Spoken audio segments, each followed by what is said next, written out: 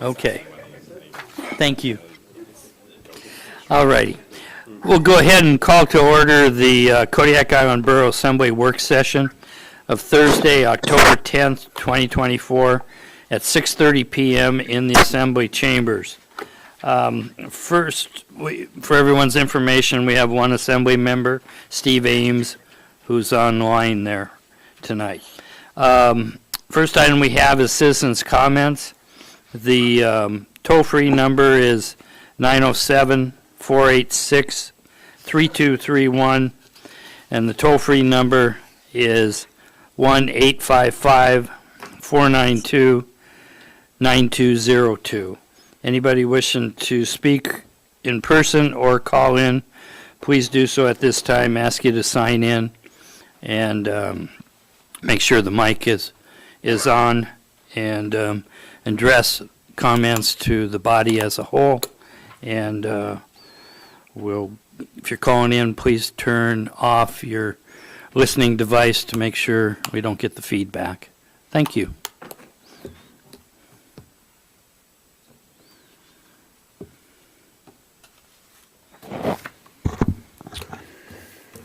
Good evening, members of the Assembly. My name is Casey Doctorman, and I'm here again to speak about Kodiak Island Borough Regulation Code 10.10.010, which references junk or abandoned vehicles. There's a member of this Assembly that brings this issue to my attention by abandoning their junk on my family's private property. Item C of this regulation states it is unlawful for a person without the consent of the property owner or person in possession or control of the property to store or abandon junk or a vehicle on said property. End quote. While this regulation identifies that such an action is unlawful, it appears that there is no enforcement mechanism that exists for this regulation. I am again making a request to the Assembly that this code is revised to include an enforcement mechanism for such violations. In our current situation, the letter of the law is currently not in our favor. The spirit of the law, regardless, should demonstrate clear, responsible, and swift action, protect citizens such as myself. Again, I implore this Assembly to adopt an enforcement mechanism for such cases as ours. I have emailed a copy through the clerk of estimates of costs for removal, and I also have copies I can leave with you tonight. The estimate just to move the item to the junkyard in Bells Flats is over $33,000. The estimate to cut it in place and recycle the parts is over $42,000. Hopefully this Assembly can understand and address the gravity of my family situation, as well as those of others in this community. In the meantime, I hope the person responsible for this injustice steps up and takes responsibility for their actions and removes this machinery from our property. Thank you. Thank you. Anyone else wishing to come forward? No, are there any phone calls? Thank you.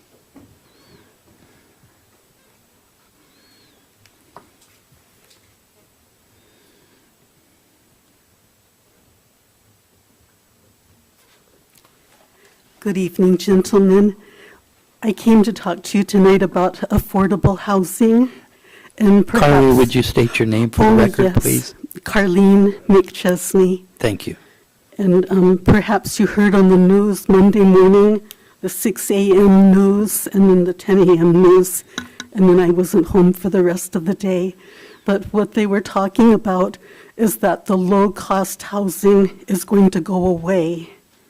And because they have a period of 30 years, because they got a federal income low-cost housing tax credits, so after 30 years, they can be just rented out as normal housing, so the rent will increase and people will be evicted. So I've asked so many people, but nobody can give me an answer why the low-cost housing had, perhaps they still do, 108 empty apartments, and then they were remodeling these, and so I'm trying to put two and two together, and eventually, the things will come to light. So I just kind of wanted to let you know about that, what's coming in the future, and, or maybe it's not going to happen in Kodiak, but who knows? So thank you. Thank you for coming forward. Anyone else wishing to speak under citizens' comments, please do so.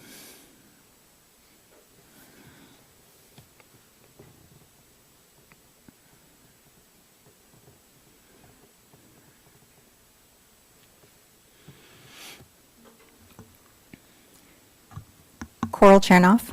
Good evening, Assembly. Earlier, I dropped off a little, I think 4 pages of documents.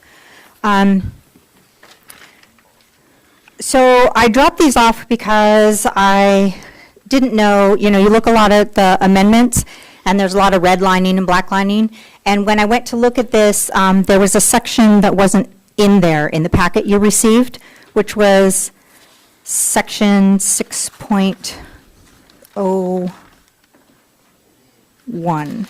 No, the second page that I gave you, which talks about dumpster options. But I wanted you to be able to see side by side what it looks like next to the amendment. You've been told a lot that this is ambiguous and unclear, and so I just wanted to make sure that you had those sections for yourself. So these are the main parts of the contract that the amendments address. One is the mandatory services, and then 2 is that options for dumpsters. Those are 2 of the big parts of the amendment. 6.01 says the contractor is required to charge the owner or occupant of a premises. That was kind of the issue when Alaska Waste had asked for premise verbiage to align with customer, because they were charging occupants and then they couldn't take them to court, or in our case, they violated the Privacy Act and shared our bill and took someone else to court, the person we were buying the building from. So also addressing this, the contract committee stated very strongly, and it still has not come to you, the assembly, that only the owner can be the customer. And this other verbiage keeps coming to you, that an occupant of a unit can be charged, they can be an account holder, but that was not what was stated from the committee. So I'm a little disappointed in that you keep not getting. Staff has also brought forward, in 6.0B, it addresses self-haul. Staff, I saw a document where they were summing up their changes, and they said there was no definition for self-haul. You'll see that 601B of the current contract, in fact, does have a definition for self-haul, and that gets explained. Units, just really quickly, there's been discussion about whether or not this will cost more. I just did a brief little, I'm going to call it Building A, has a 4-yard dumpster. Once a week it's picked up for $635. Under the unit change, its bill will be, and each unit will get charged, its bill for the month will be $1,536. Building B has a 5.5-yard dumpster. They pay $799. I'll Go be ahead done. and finish up, Coral. Under this new contract, when they switch to units, and they might have more than 23 units, but at 23 units, their bill will be $1,104. There's many buildings like that, and thank you very much. Thank you. Any calls, Nova? None. Anyone else wishing to speak under citizens' comments, please come forward at this time.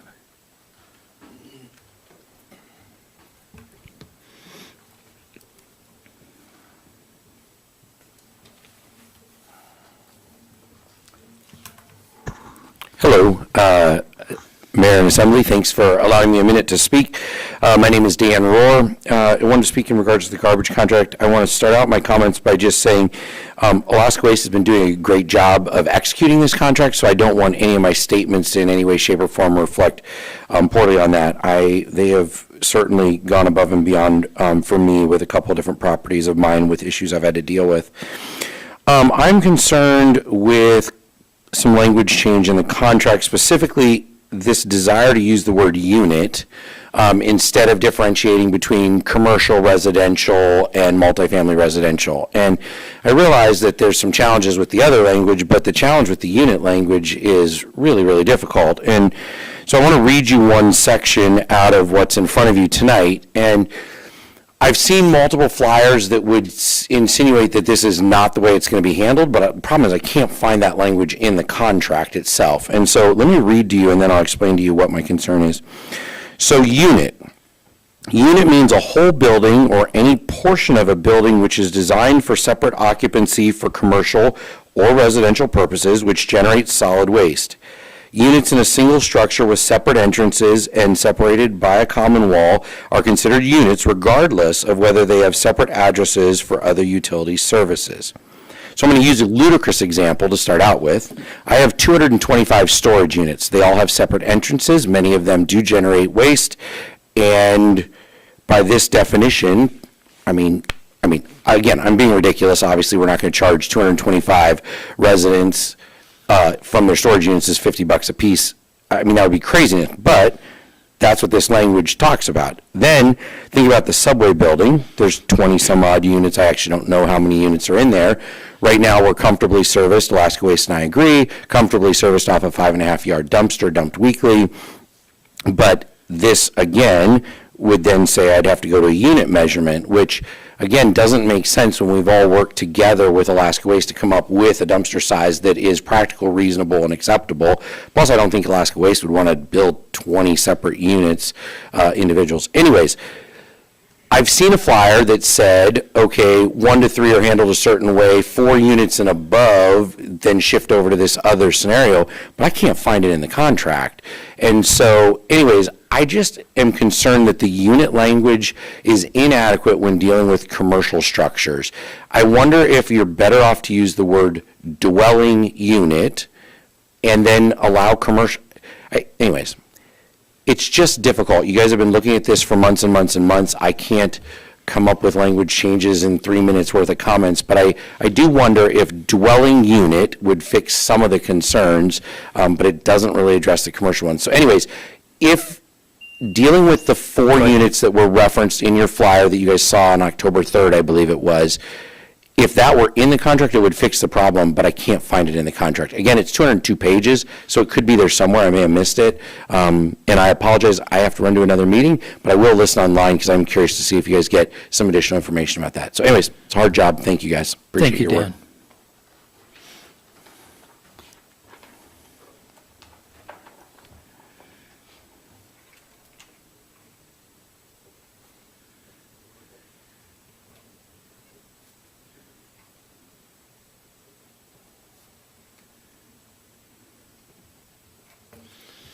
David Edwards with Alaska Waste. I just wanted to let you guys know I appreciate all the work that's been put into the amendment and the code change, and then just look forward to hearing the discussion tonight, and I'm here if any questions come up.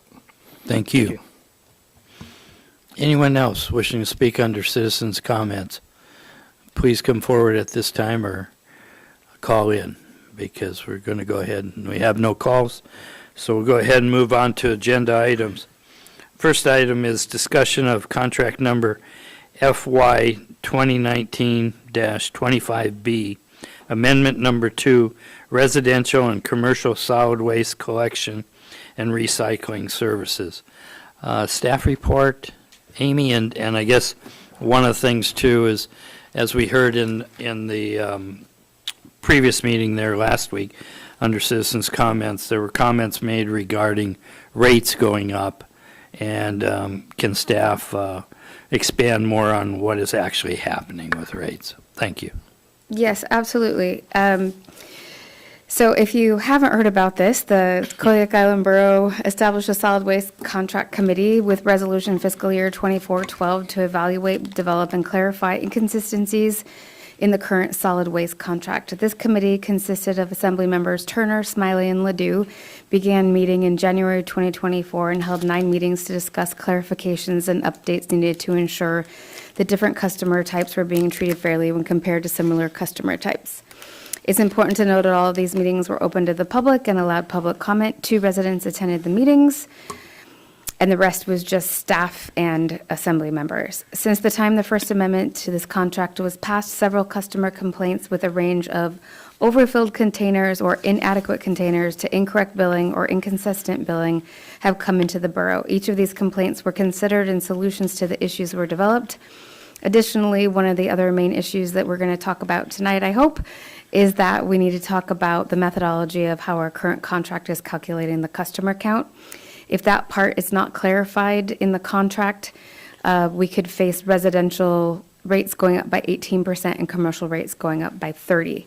So since we're talking about commercial rates, one of the public comments in the public hearing last week dealt with the resident said that they had seen their solid waste rates go up 300%. And I was like, I know that they haven't, but then we looked and they have, but not in the way that you might think. So in the previous contract, they had a rate that was very similar to our current rate, but they had 81 customers that were on-call customers, and the contract before us allowed bi-weekly pickups.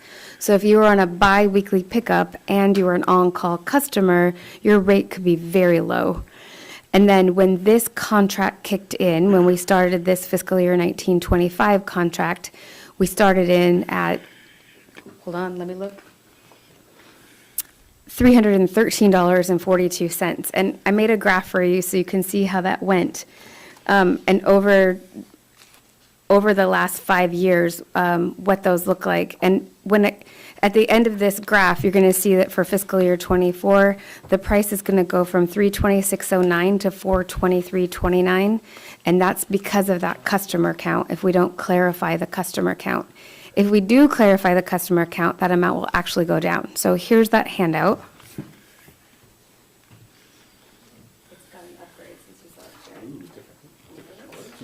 Thank you.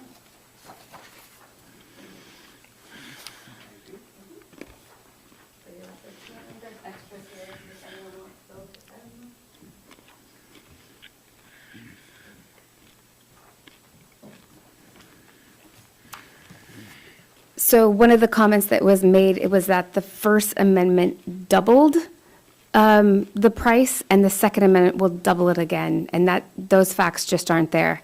But there is something in the first contract that is very noteworthy. When that contract was signed, from the table of contents on, there were a lot of inconsistencies. The table of contents was wrong. The math in the table to how to figure out what the rate was wrong. So a lot of that is updated in this Second Amendment. But the page 30 of the original contract had a price chart in it, and the price chart listed a 2 cubic yard dumpster at $156.17. If you look at that and then you look at the First Amendment, it's going to look like that doubled. But what happened in that contract back when it first started is that whole first column was a clerical error, and it was ruled that they were not going to use that. That column was in there because they were thinking about doing biweekly service, and then they took that out, but they didn't update the chart. So that price was never a price offered in the borough for that whole column, and I have a handout for that too.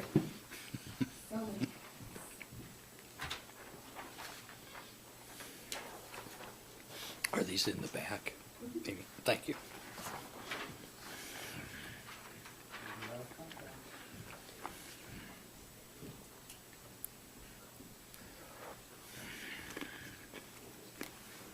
So on that paper that you have now, the column that's outlined in pink, if you were to look at that and then look at the First Amendment, you would say, this is how much a 2-yard dumpster cost at the beginning of the contract, and at the First Amendment, it cost that second line item. But that first column was never actually charged. It's not a rate that actually went into effect in the borough. So when the statements were made, yes, I can absolutely see how they got there. It just, the problem with that statement is that that first line was never actually an actual price that was charged. So that's how we got to that. So I hope that explains how the prices have changed. If the new customer count language passes that's in the Second Amendment, that 2024 rate actually goes down a couple of dollars instead of up.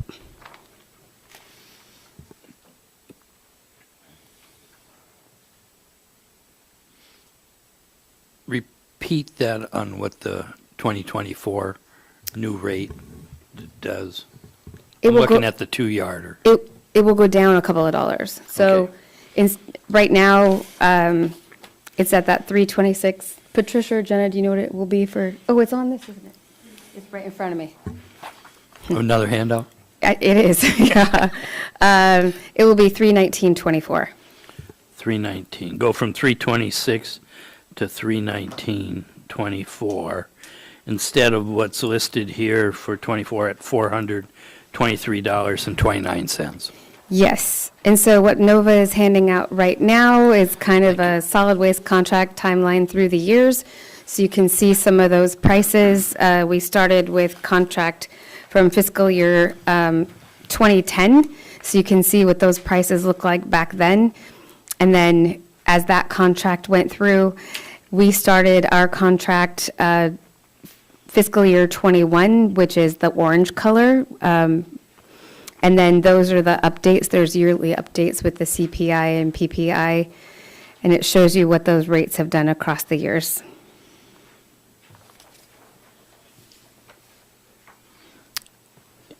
Any questions of staff at this time? Yeah. So that's part of why I'm given that opportunity. Jared? Just one to kind of just get the ball rolling here. So, what is the mechanism that brings, we'll just say the 2-yard? What's the mechanism that brings it down, where we see that decrease? Is think- this the CPI, PPI? Yes, Okay. so it's Part of it. there are several components to the rate. One of them adjusts, and that's the inflation rate. And so if the inflation has gone up, then the price goes up. But we have a couple of mechanisms in there where you only do 75% of the inflation, and it can't change more than 5%. So it's capped at 5%. So if we have a crazy year of 12% inflation and the 75% of that 12 is over 5, it can only move 5%. So there's a clause in there that keeps it from going up and down too much.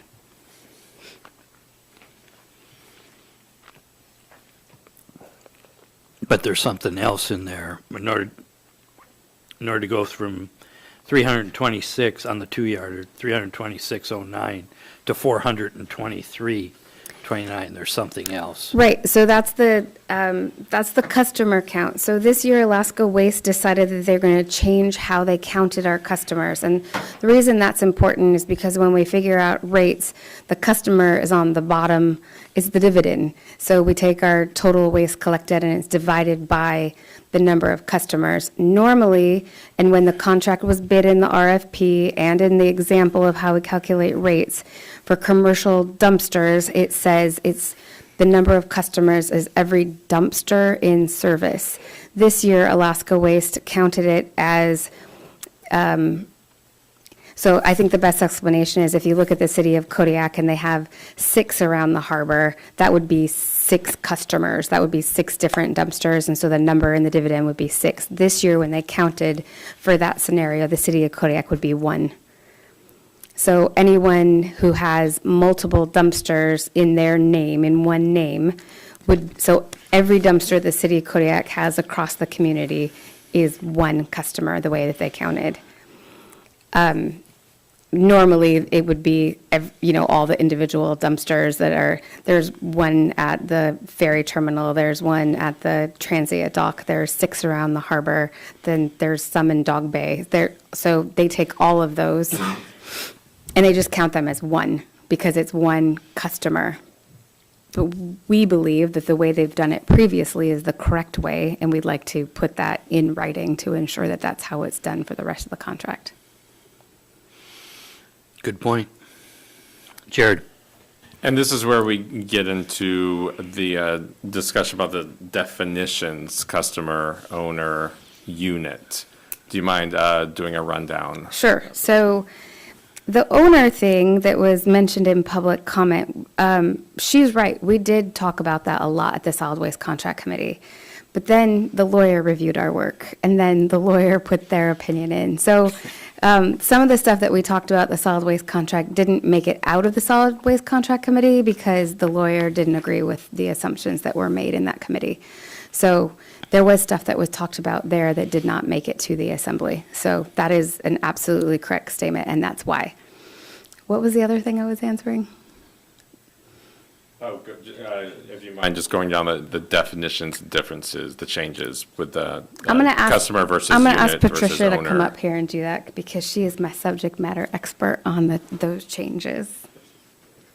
Or Jenna, whoever wants. I know you're both so excited. Would-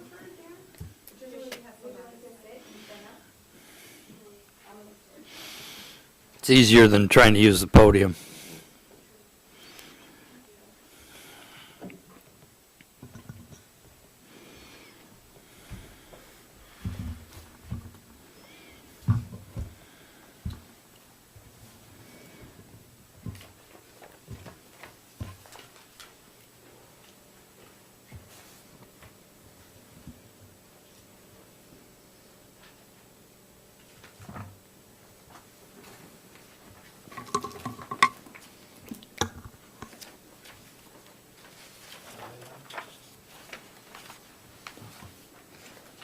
So you wanted to talk about owner? Is your mic on? Yes, sorry. Okay. Yeah, owner, customer, unit, dwelling, tract. Okay.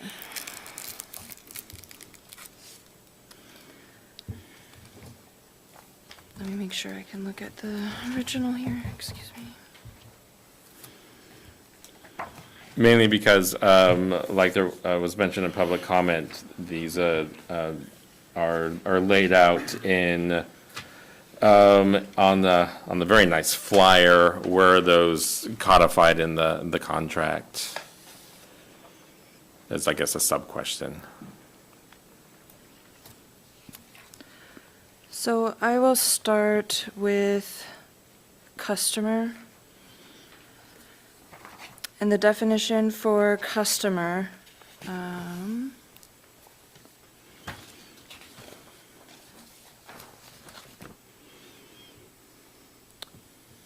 I lied. I'm going to start with account holder. Excuse me.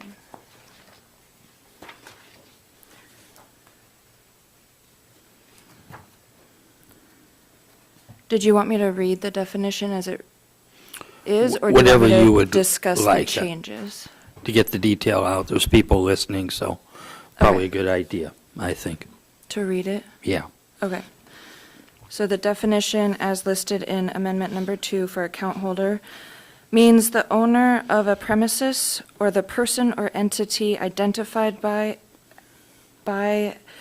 owner as being the responsible party for the units, payment for the required solid waste collection services available to a residential or commercial customer. When the account holder is a person or entity other than the owner, they may be referred to as the authorized account holder. And so it's kind of a bigger, more holistic view as to how we're going to describe owner, account holder, customer, that kind of thing. So the idea for staff and the committee was that we sort of create a linear connection between the owner, the account holder, and who is considered the customer. And so we included account holder to be able to designate, a main portion of it is to designate people that are renting as a tenant that may not be the owner but is responsible for the bill. Any questions on that one so far? Continue. Okay. So now I will go to customer or customer account.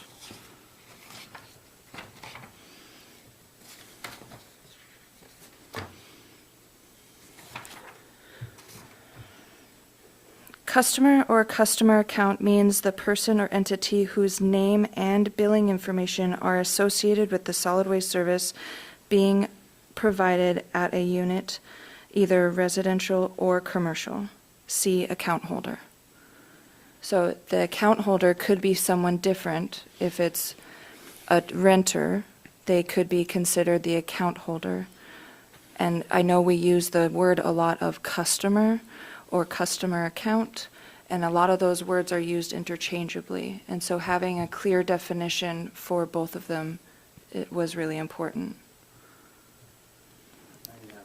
Ryan, have you got a question at this point? Yeah, so at the end of your definition of customer account, you referenced see account holder on the line, or on the version that I have. I don't see that tie back to a secondary definition of, which would maybe be line 166, where you tie that back to account holder. I don't see that on here.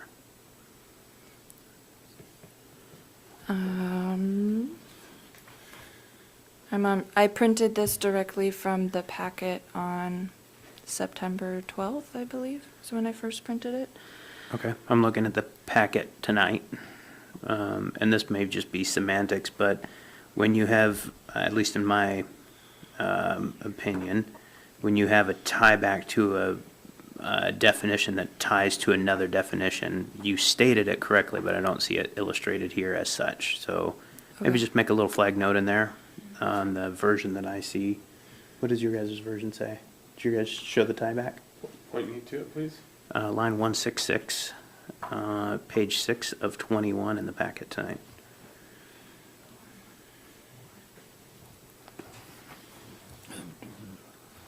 Are you looking at the ordinance maybe instead of the contract? That's exactly what I'm doing, yep. I'm looking at the ordinance, and the definition that you illustrated from your table of definitions doesn't match the ordinance. Okay, So if you just make a little note will do. that does not tie that back currently as it's listed, that would be great.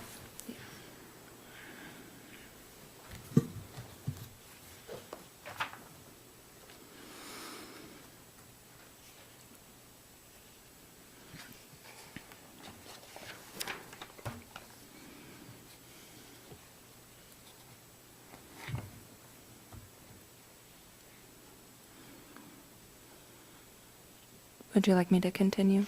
Please do. Okay, I'll read owner I next. was just making sure you had, take your time. I got it. Owner means each person or entity identified as holding the title or ownership for a premises or unit. The owner is responsible party for the unit's signing up for solid waste services account and maintaining that account in good standing with the contract hauler. Owners of multiple premises or multiple units will have more than one account. Any questions? If anyone want to continue. So this definition just shows that the owner is responsible for their premise still, but they're responsible for making sure that they are signed up for the account and maintaining account in good standing, whether they have a tenant or not. So that was the reasoning behind that. Are there any other definitions that you would like for me to go over? Unit.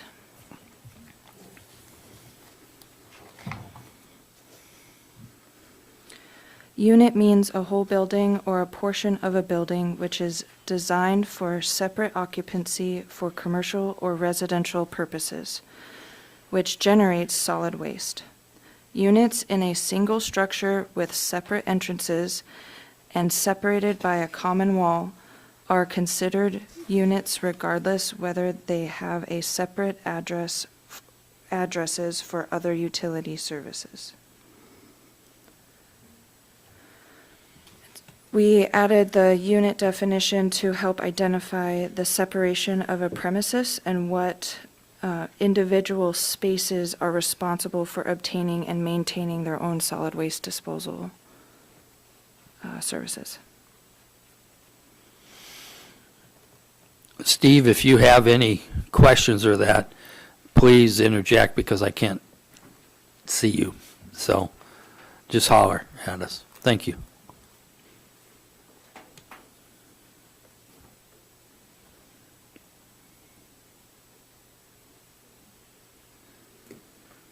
Jared? And then can you go over these service options that are on this flyer and where we can find, because I searched the document for service options and didn't find it, or, yeah,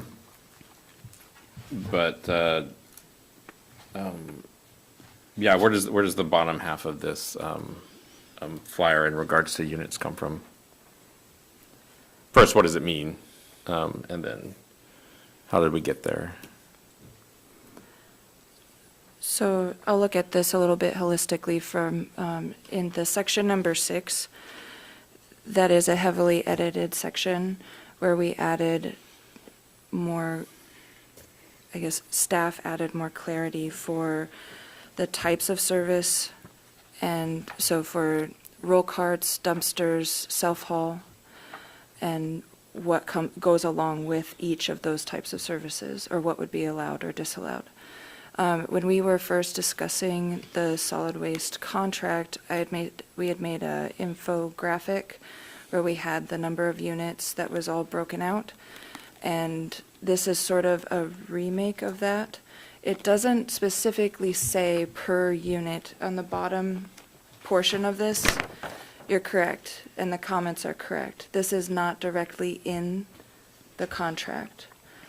But this is how the contract will work. This is a visual diagram of how it will work. And so it was sort of a visual representation for the public to help understand how it's intended to work. Ryan? So in my world, we would call this an addenda. And anytime you've got a contract that has an illustration or an example, you would attach it as an addenda so that future generations don't have to interpret what the intent of the contract was at inception. So if we're going to have infographics, I would just, at this point, ask that they be labeled addenda and attached to the contract so that we can memorialize these. And I think that that would give me a much greater peace of mind with inconsistent information between what we have, like what's listed in the ordinance definitions versus the contract definitions. There's things that, as we just heard, don't match what's in the contract. So I think if we grab these as an addenda and reference the addenda in our contract, that would give me a much greater peace of mind. I agree.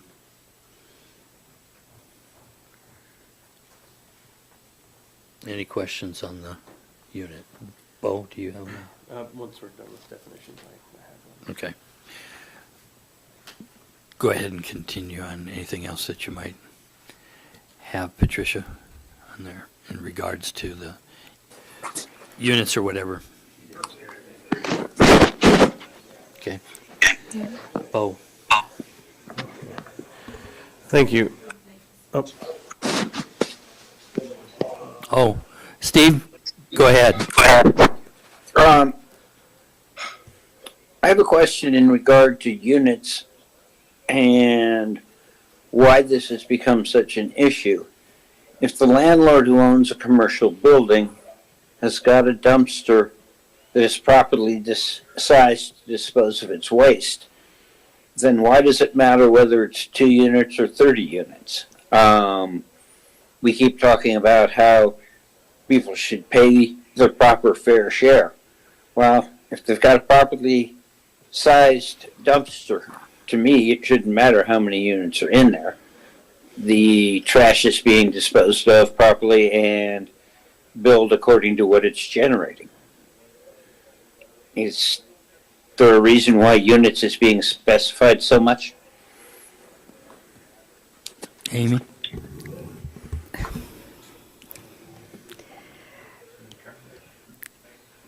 Yes, so thank you for the question, Steve. I think that we have problems in the community with people using roll-offs, the big roll-offs, like you have out in the flats or at Dark Lake or Woodland, improperly. So people who, we have people in the community who say, I don't make waste, and so I don't need to pay.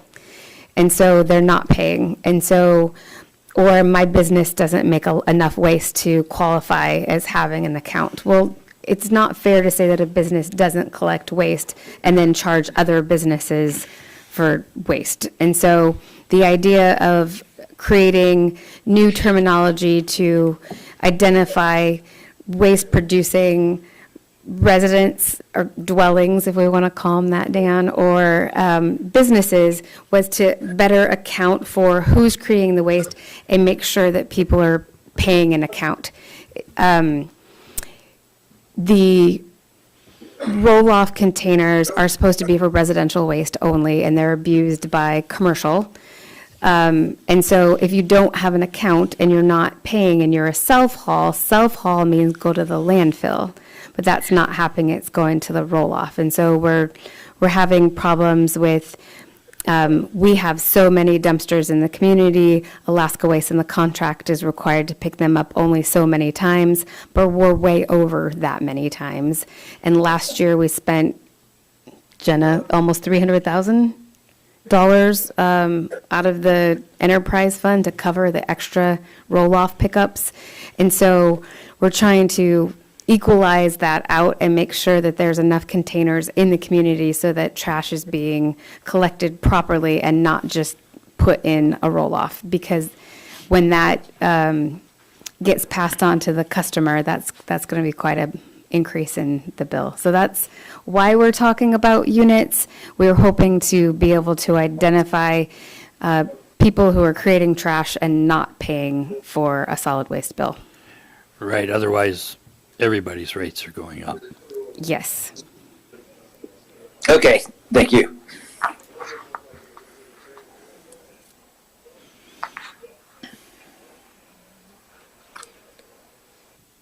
Ryan?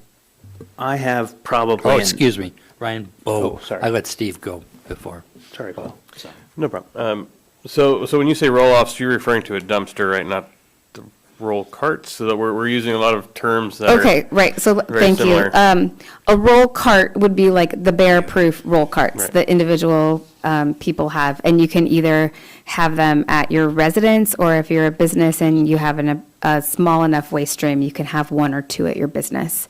Those are the roll carts. The dumpsters are, if you think about the front tip, drive up, the people on the radio can't see my hand motions, but yes.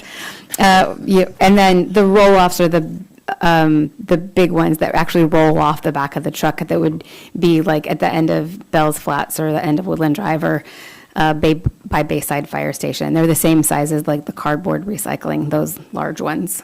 Okay, thank you. So my question is, or concern is, we've heard a lot of public testimony in the past few weeks, and I'm concerned that thinking, and this is in reference to units and how we're billing. I think residential seems pretty straightforward. This seems to be a commercial issue. I'm concerned a few things, so bear with me. That we're potentially going to create more problems to solve one problem. And so the reason I have that concern is based on testimony, but also if our rates are going to go up across the board for residential and commercial, that implies that some businesses will be paying a substantial amount more. And I'm worried about some of these examples that were given to us, and that based on how we're defining these, are there examples where there's small businesses in town that are going to receive huge bills that are just unreasonable based on how we're defining this, not on how much trash they're producing? I'm worried about the definitions on this one.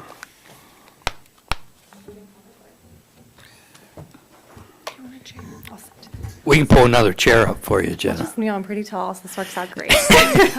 So original contract, we break it down between commercial, multifamily, and residential. Our issues we're seeing is there's categories that don't fall under any of those options. So if you are not multifamily or residential, you consider commercial. But if you're a multi-use building, so if you have a business and residence, you will fall under now into commercial. So by going to units, we thought we could capture those kind of outliers of like, oh, if you have a multi-use, like what is the service needed? Because you are charging other residents based off of their household. Like a single-family home gets 1 roll cart or a self-haul, or a duplex, they get 2 and 2 self-haul. So trying to make that fair for everyone. So that was our intent of moving towards units, is kind of, guess everybody is a unit and not, are you residential, are you commercial, are you multifamily, and that's it. So that's kind of the intent of going that direction. Go ahead, Paul. So are there, and this is might be a difficult question to answer, but are there going to be scenarios if we adopt this language through this amendment to where we have small business owners who have, by definition, multiple units but don't produce a lot of garbage? They do. I just want to make sure if for those scenarios, if it's a small business, but by definition they could potentially have multiple units but don't produce a lot of garbage, are they going to be able to scale down? And that's my concern, is that they're going to be forced to scale up and pay a really large amount of money for their garbage removal. That's the one I'm still unclear of. I'm unclear of an example of a small business that would have multiple units. Sorry, is the small business the building owner or the actual business that's in the building? We'll just call it the structure. If there's a structure that has multiple types of units based on our revised definition, and that encompasses one business, we'll just say one.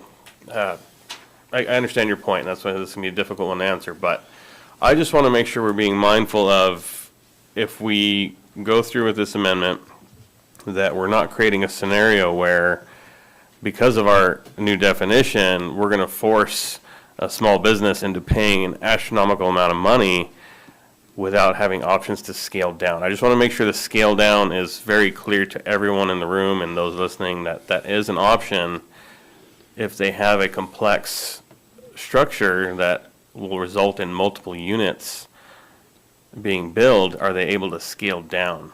Because somewhere we're making up the gap of money somewhere based on Alaska Waste wanting to change how they view customers. That money's coming from somewhere. I need to know if we don't amend it, it sounds like it's going to be applied across the board, residential, commercial. If we do amend it, where's that money coming from? Do we have specifics on types of commercial businesses? It's coming from commercial. That seems to be clear to me. I'm just trying to make sure we all know what we're talking about. Where is that money going to come from? Okay, so without having a specific building to answer your question to, I'm struggling with an answer, but I'll let the smart people next to me. But the scale down, there is an option for people, because we have businesses in the community that have a lot of business in the summer and a lot less in the winter. So if you have a business and your standard option is a 2-yard dumpster, if you haven't already scaled down to 1 or 2 roll carts, you can. So there's a significant saving. So your 2-yard dumpster that's at $326 right now, if you find that your business is slowing down and you're not producing enough waste, you can call Alaska Waste, say, hey, I would like to switch to roll carts, and you can switch to 1 or 2 roll carts. So your 326 has now went to under 50 or 100, or under 100 if you have 2. So there is a scale back option for the 2-yard dumpster if you're not making that much waste. That First Amendment took care of that. If we have a building that, say, has 3 residents on the top and 2 businesses on the bottom, our current contract would look at that building and say that is a habitable building it's a premises, it's a habitable building on a tract of land, it's required service. So if you look at our contract right now, you look at that building with 3 residents and 2 businesses, thank you, Scott, and it would require one dumpster, and then it would require a 2-yard dumpster, and then that owner or customer could ask for 1 roll cart or 2 roll carts if their waste stream did that. But any other 3 residents in the community would all be required to have their individual roll cart. And every other business in the community would be required to have if they were separated. And so that's what makes it so confusing. So if I happen to own a business and I have my own building, then I have to pay a certain amount. But then once I have a business that's in a multi-building, then it all becomes very confusing. So as we were trying to figure out how to best make it so that everyone was paying into this system and we made sure that we were covering what we needed to cover, that's how the units evolved. The multi-use building is the hardest building that we have tried to deal with. If it's an apartment building, that is pretty easy. If it's an all-commercial building, it's pretty easy. But when we put multiple uses in there, then it all becomes very confusing. Any further, Bo? Sure, yeah, so that's, thank you for that. That was a complicated question, so thanks for being able to tease that out for me. It's really helpful. So that is one of my main concerns with this amendment is I just want to make sure we're being mindful of downstream impacts that we just didn't think of ahead of time, because I agree, and I'm sorry, Ryan, I'm kind of going to jump into another concern here real quick, but I agree with some of the public comment, and even from a couple of us here on the Assembly. I have read through this in its 202-page entirety. This, I agree, I wouldn't consider this necessarily an amendment, more of an overhaul. I mean, this is massive. And I don't want to discount the amount of work that went into it, because it was done very well, and there's been a lot of care to explain this to people. But my other very large concern is how just the scale of this, and that there's so many people that are having a really hard time digesting all of this information. We're still trying to just tease out definitions, and we're looking to potentially pass this in a week. And this is going to be another difficult one. Is there any way we can break this down into smaller bites? I don't want to marginalize the work that went into this, but can we break this down into smaller bites via smaller amendments that we can just chip 100 away pages? at? Well, I mean, I'm serious. This is challenging. Yeah. It's challenging for us to digest. It's We- challenging for the public. Yes, I mean, we can do multiple things. I remember that it's not just us amending it. It's a contract with Alaska Waste, so anything that we want to amend, they have to agree to as well. So we can't pick and choose things, like this is the most important thing to us, and they need to agree with us. But I think the number one thing that we need to concentrate on is that customer count. If you want us to scale this amendment back to a smaller amendment, that we can absolutely do that. And maybe we're too ambitious, that's fine, we'll accept that feedback. But I really do want to address that customer count and how they calculate what those rates are, because for everyone who is suffering under the 326, I definitely don't want it to go up to 423 in one step.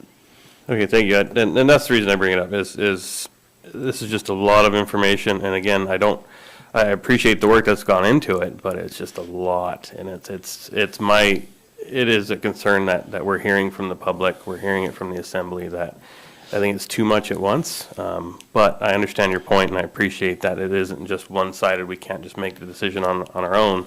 But if there was a way to do it that was not necessarily, for lack of a better way to put it, just cleaner, easier for people to just process and just look at it at face value, have an opinion, and then move on. But having this much information changed in a 200-page contract all at once, I think is just overwhelming for everybody on both sides.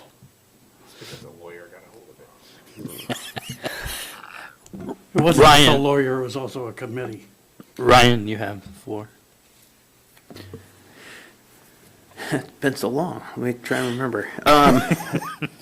No, I'm just teasing. So I actually have a few questions. I actually thought I understood until you went into that definition, and now I'm back on the other side of it. So I need to try and also rationalize this to myself. So,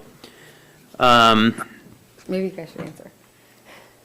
well, here's the difficult part, right? If a contract is this hard, it shouldn't be a contract, right? So, and I'm looking at this from the contractual standpoint, not the code rework or the ordinance. I'm just looking at, me, I only care about contracts. So,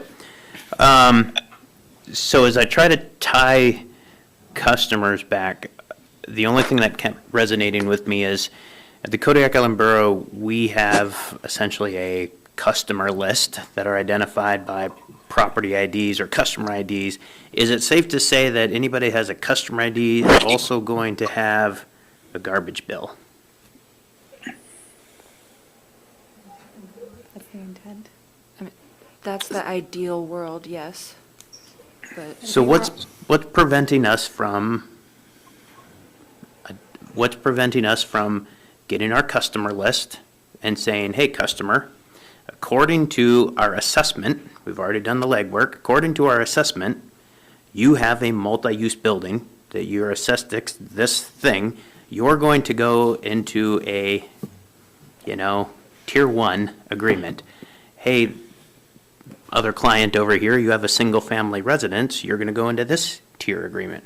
It seems to me we already have all the information. I'm just wondering, is this too simplistic to tie that to it? Because, again, not to discount all the work, but this is confusing. We could definitely add the definition for multi-use, but then the question is, like, me being a resident, if I have a multi-use building that has 3 apartments upstairs and 2 businesses downstairs, if by our contract now they're commercial, they can request 1 or 2. As a resident paying for my house, I have only 2 people in my house, and so you're telling me 3 residents and 2 businesses producing the same amount of trash as me, or equivalent. So I think moving away from commercial and commercial being truly commercial and then adding the multi-use building could be beneficial, but then we have to look at how we can identify what they require. Like, is every residential unit in a multi-use building, do they need like self-haul or a roll cart? So, which can be done. I'm going to let you go ahead and follow up, Ryan, because you got the floor, and then Steve has a question. So I can't seem to get away from this idea about already having the assessments. So let's just take this from a pure number standpoint. We have, I'm just going to make a number up, 8,000 customers, right? We have 8,000 assessments that exist already in our inventory, in our database. Let's just say we have 5,000 homes. Okay, now we're dealing with 3,000 commercial customers or, businesses or things like that.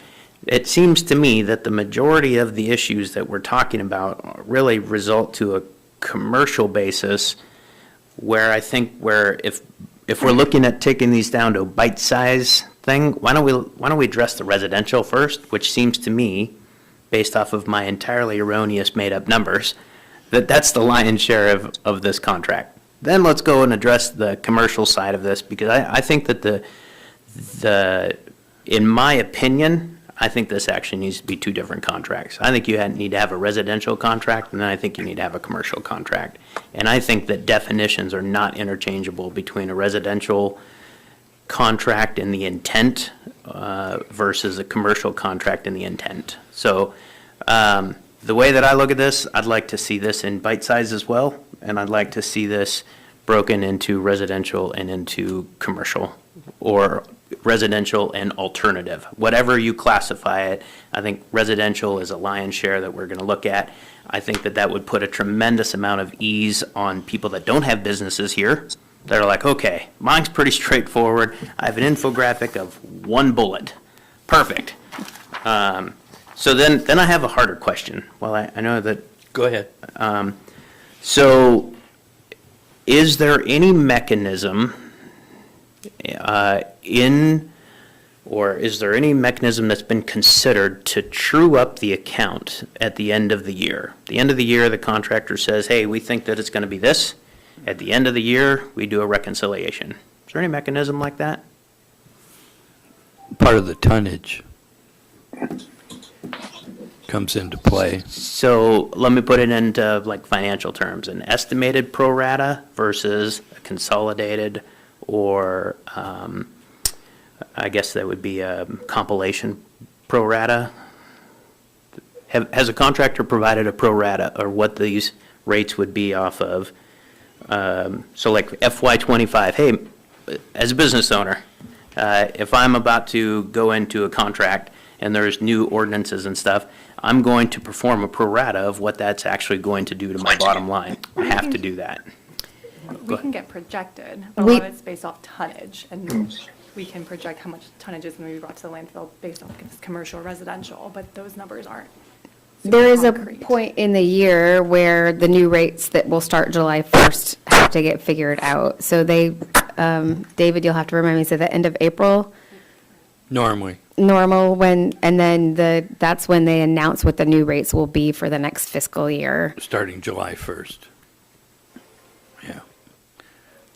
Ryan, do you have something else? Or I'd like to let Steve, and Yep. if you want to. I'll rest you an everything I had opportunity. to say. I'd like to see this in 2 contracts, residential and alternative. Thanks.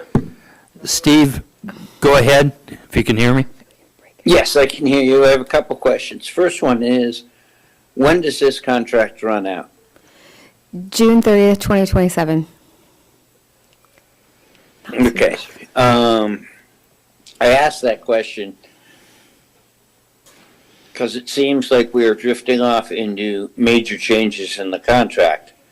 And I think we have to stay basically within the frame of this contract because we've signed a contract and stick to cleaning up definitions. And then I think many of these points are very valid in the future contract. And I have some opinions about it, but I think the only way I can properly do that would be to join the Solid Waste Committee. So I think we have to be careful. Sounds like a volunteer. Are we trying to create a new contract, or are we just trying to clean up this one? Thank you. So I think that that's actually a really good point. I know that he didn't ask me a question directly, but I think that this whole process has really told us that in fiscal year '25, we need to start writing the new RFP and be able to do something much more spectacular than the contract that we were handed. So I think the idea of 2 contracts, 1 residential and 1 commercial, is a great idea for the next contract. I think that would really clarify things. And I see an easy path forward to break this down and just take care of the stuff that we know that we absolutely need to for this contract, and just simplify it. And if the assembly wants us, if that's the direction to go forward, we could certainly change a lot less and get to where we need to go. A lot of the blue that you see, a lot of the corrections that you see are just correcting formatting and stuff like that. And so I don't think there's as much change as it appears, but we can definitely, so if the assembly is struggling this much, then the public must hate us, right? So, because I know that with 3 assembly members being taken along for the ride through the solid waste contract committee, I know coming in from the outside would be really hard. So if that would make it easier for everyone, it's certainly something we could do to break it up. Yeah, and for everybody's information, then we've got Ryan and then Bo.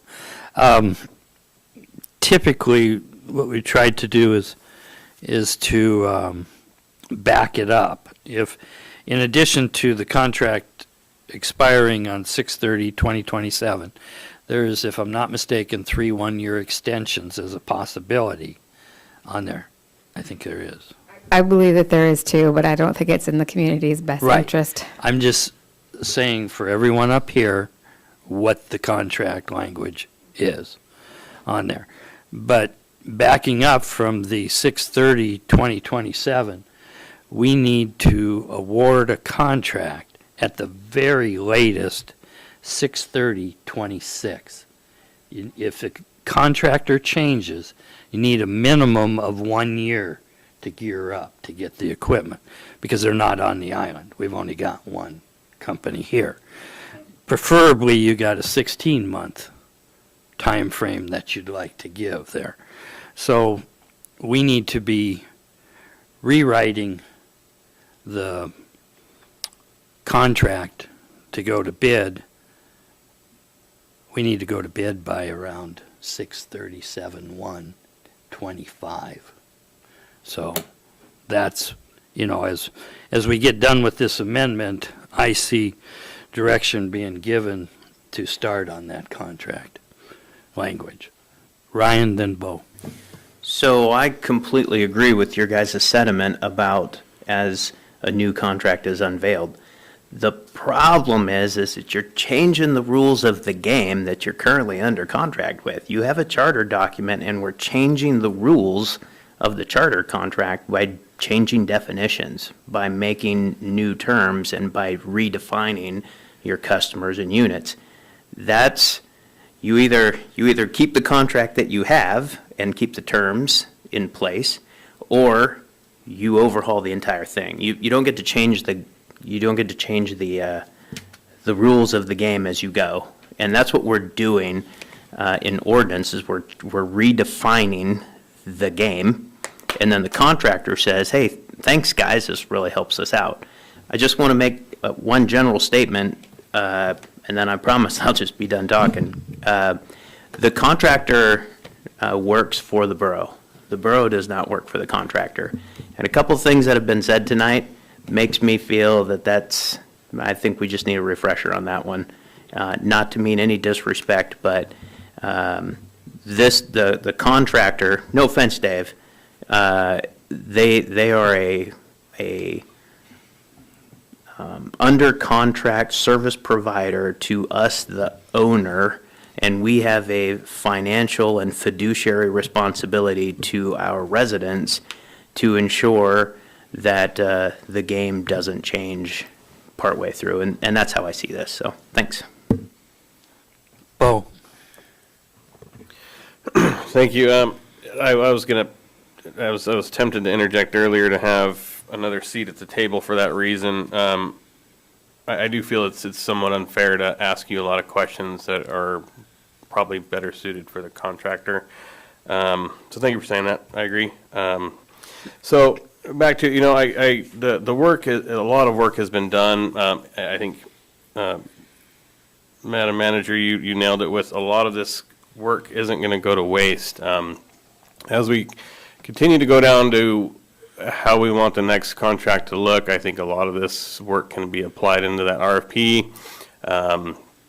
But I am still, my primary concern right now is, or it's a two-parter, is there's so much information. I agree, a lot of it's just repeated definitions throughout these 200 pages, but is that it's a complete overhaul of the contract, 2/3 of the way into it.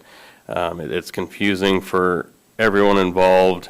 We're still not, I don't think we're there yet. I think if we put this through now, it's gonna feel rushed to me, and that's based on what we've been saying up here and in concert with public testimony.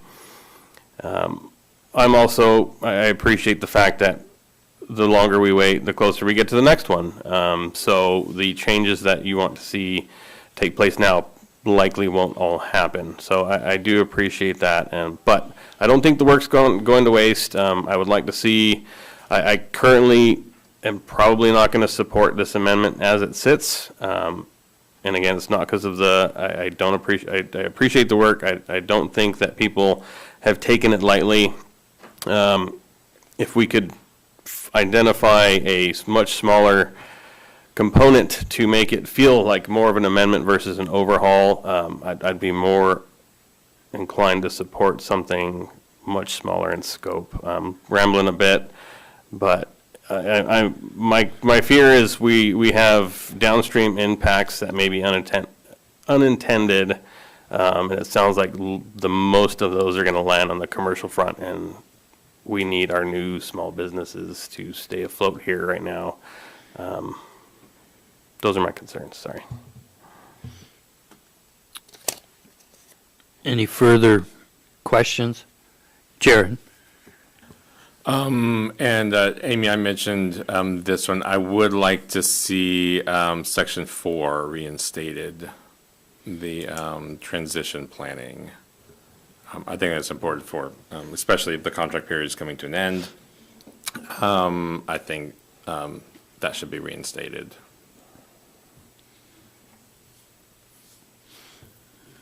Further discussion?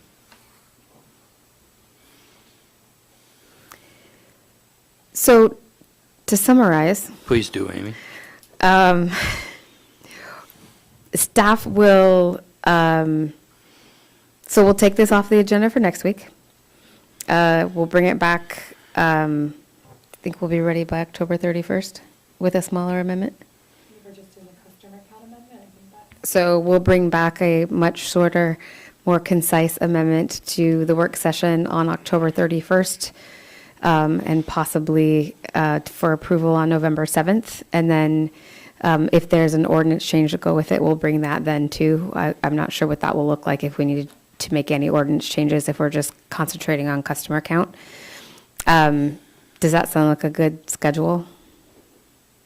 Nova, you have a comment? Mr. Mayor, members of the Assembly and Manager, these items are unfinished business on the agenda, and we can't take them off the agenda. You can postpone them indefinitely or fail them or do other things with them. And then we can, if you postpone them indefinitely, they technically get killed, and we can bring them back as A new portion ones later thereof. on. Yep. Thank you. Jared? I just want to throw out that I'm fine with looking at the whole thing as what is presented to us today. I think what can happen, and it may not necessarily happen in this one, but as you work to simplify an amendment, right, contracts are webs in a way, right? There's language in one section that relies on language in another section. And my fear is that you work hard on simplifying amendment and it's actually not going to be that much simpler. Or do you think that that's reasonable to do without having a lawyer get their hands on it? Or maybe you should. But it's, to me, everything is already here. It's packaged. It's cohesive, and if we start to break it apart, then we kind of lose that cohesion, and then there might be Mess it up. other kinds of unintended consequences, which you can't predict. You go insane. But so for that, I prefer to keep it intact for what it's worth. Scott? Well, I was on the committee, and we spent a lot of time on a lot of all of these issues that we've been talking about tonight. I think the bottom line is the original contract was a mess, and the language in it was poorly written and subject to manifold different interpretations in many places. I think we tried to fix it on Amendment 1, and there were still gaps that were apparent. I think one of the things that's intimidating about the final amended version, Amendment 2, is the amount of blue ink that's there. But if you look at it carefully, it explains things better than it did in the past. I think if you read it carefully, maybe it takes another 2 weeks so that everybody has time to read these things.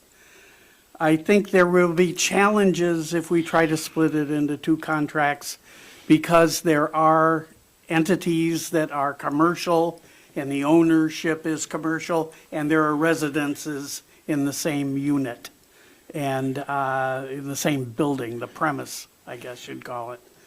And so that becomes a challenge too. How do you divide that up and everything? We did have discussions in the committee about just making the owner responsible. That's it. Only one person gets the bill. It's the owner. If he wants to pass it on as a prorated for each of the apartments in the building that he owns, that's fine. That's between him and the tenants. But that didn't make it through because there's all kinds of pushback about that from landowners, landlords. And they would rather have it be dealt with by the tenants, which you can understand, especially if you have a lot of units in your building. On the other hand, I think that staff has done a remarkable job on this. I think it's very clear in the way that it should be interpreted. I think that the lack of familiarity is one of the things that's a problem for some of the people reading it. But if you take the time to read it carefully, I think all the issues will be explained. Thank you. Okay, Ryan. So I just want to illustrate how confusing this is for somebody who sat on the committee, because when you just called, a commercial facility with places up and places down, and then you referred to it as, what did you refer to it as here? You were a premise. You actually were defining what a unit is under the definition. So I just want to make sure that. I just want to make sure that you understand you're looking at the ordinance, not at the contract. Shouldn't they match?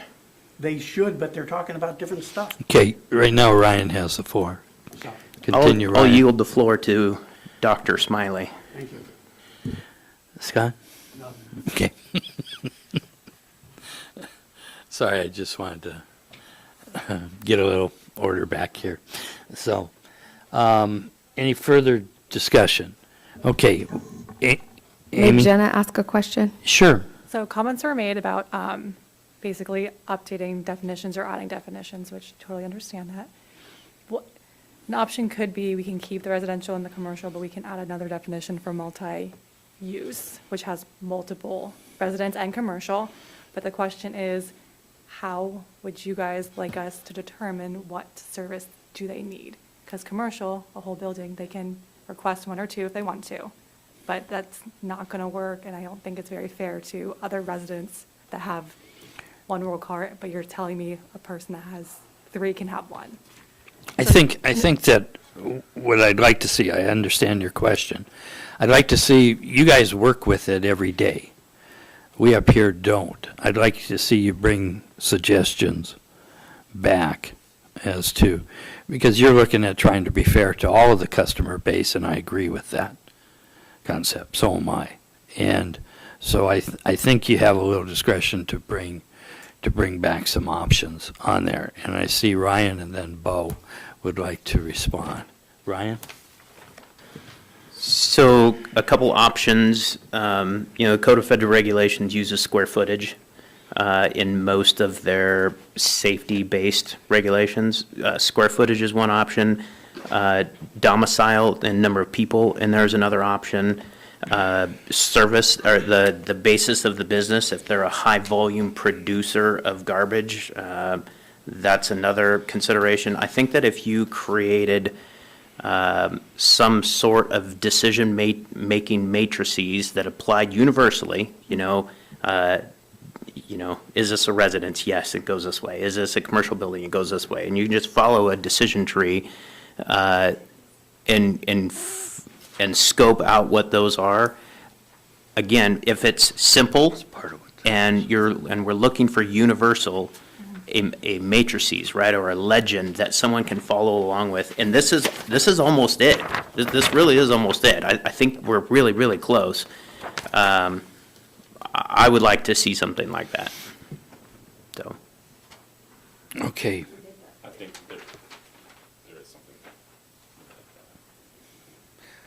Bo, you had comment or question? Thank you. A lot of good points have been made since my last question and commentary. If we could, I think there seems to be a recurring theme of blurring the lines between commercial and residential seems to be causing a lot of the confusion. And so if that's something that could get us and the public more comfortable with this amendment, because I do appreciate the comment that I agree that a lot of contractual language is linked together, especially when you're talking about definitions that are repeated multiple times throughout a document. But it does seem to me that would be something we should explore, because that seems to be where the confusion's coming. So I think that's a great suggestion. Thank you. Jared and then Steve. Oh, no. Jared, I wanted you to. I was just pointing, Go ahead. I'm not sure this is something, this was given to us a few weeks ago. It may not be as in-depth as you wanted, but we got some kind of flow chart that looks like that. I think we have all the info there. Yeah. All right. Steve, go ahead. When I commented earlier, I did not necessarily mean that this needs to be totally rewritten. I just think a lot of the comments have been pushing to totally changing the contract. So I think we need to keep this scope proper and admit to everybody that this was a poor contract from day one, but we signed it. And so therefore, we basically need to live with it. Just some cleaning up. And I don't know if that takes a whole rewrite, but I do think a lot of what has been said tonight needs to be taken care of in creating the next contract. And Mr. Arndt, I believe you are very correct that we need to start on this very soon because the timeline is quite rapid, as you said, getting an RFP out, then getting it accepted, then giving the contractor proper time to prepare to do the job. Whether it be someone else off island or someone on island, but needs to get equipment or try to figure something out with Alaska Waste to take over that equipment, which they did from Bueller. That's where we need to focus for the hard questions. Thank you. Thank you, Steve. We don't completely have consensus up here tonight. I'm counting two that don't mind going forward with the rewrite. I'm hearing two. Steve's kind of going both ways. I'm reading Steve as both ways, but it's potentially three to split it up. I think it would be nice to have the option of changing something, maybe reducing it on there. We have two members missing. We'll have one new member coming on. Mr. Turner won't be here after the next meeting, and I'm not sure exactly what Larry's return will be to us. I'm hoping it's by that first part of November. He was on the committee. So, Ryan, is there something you'd like to say? And then I'd like to give the floor to Amy. I just wanted to take a moment when we're not talking about a heated discussion and just acknowledge the fact you guys were literally given an impossible task. You guys were given something that someone else did incorrectly. And I just want everyone listening and in the audience and everyone to know that what we're dealing with is not anything that this current administration has, that this isn't your commissioning. So I appreciate and truly do applaud your guys' efforts on taking on this. This is a daunting task. And I just want you guys to know that you do have my sincere appreciation. So any of the feedback or comments do not take personally. This is about the instrument at hand. So Patricia, thank you very much for everything that you're doing with this. So just wanted to acknowledge that. And Jenna and Amy. Patricia did, yeah. Yes, and I got on the assembly as this had come forward, and it was a disaster from day one, and I'm going to say part of the reason I felt it was a disaster was even before Amy came on, was that we weren't allowed to talk about it because the format of which the borough put it out for proposal was trying to tell us that the information had to be kept confidential and we couldn't be told. And I lost my cool over that. That was in executive session. Yeah. Thank you. To say, that you can't show us what the rates are is asinine. And so I want to make sure none of that shit happens again. So I just did. Thank you. So, Amy, you have the floor. So, since the clerk has corrected us, next week, we either have to deal with it as it's presented or postpone it. I think a good idea for us to do is to take the contract that was passed, add the First Amendment to it, and look at it just like that. and see where we're at, and then figure out what we need to add to that to make sure that our customer count is taken care of correctly.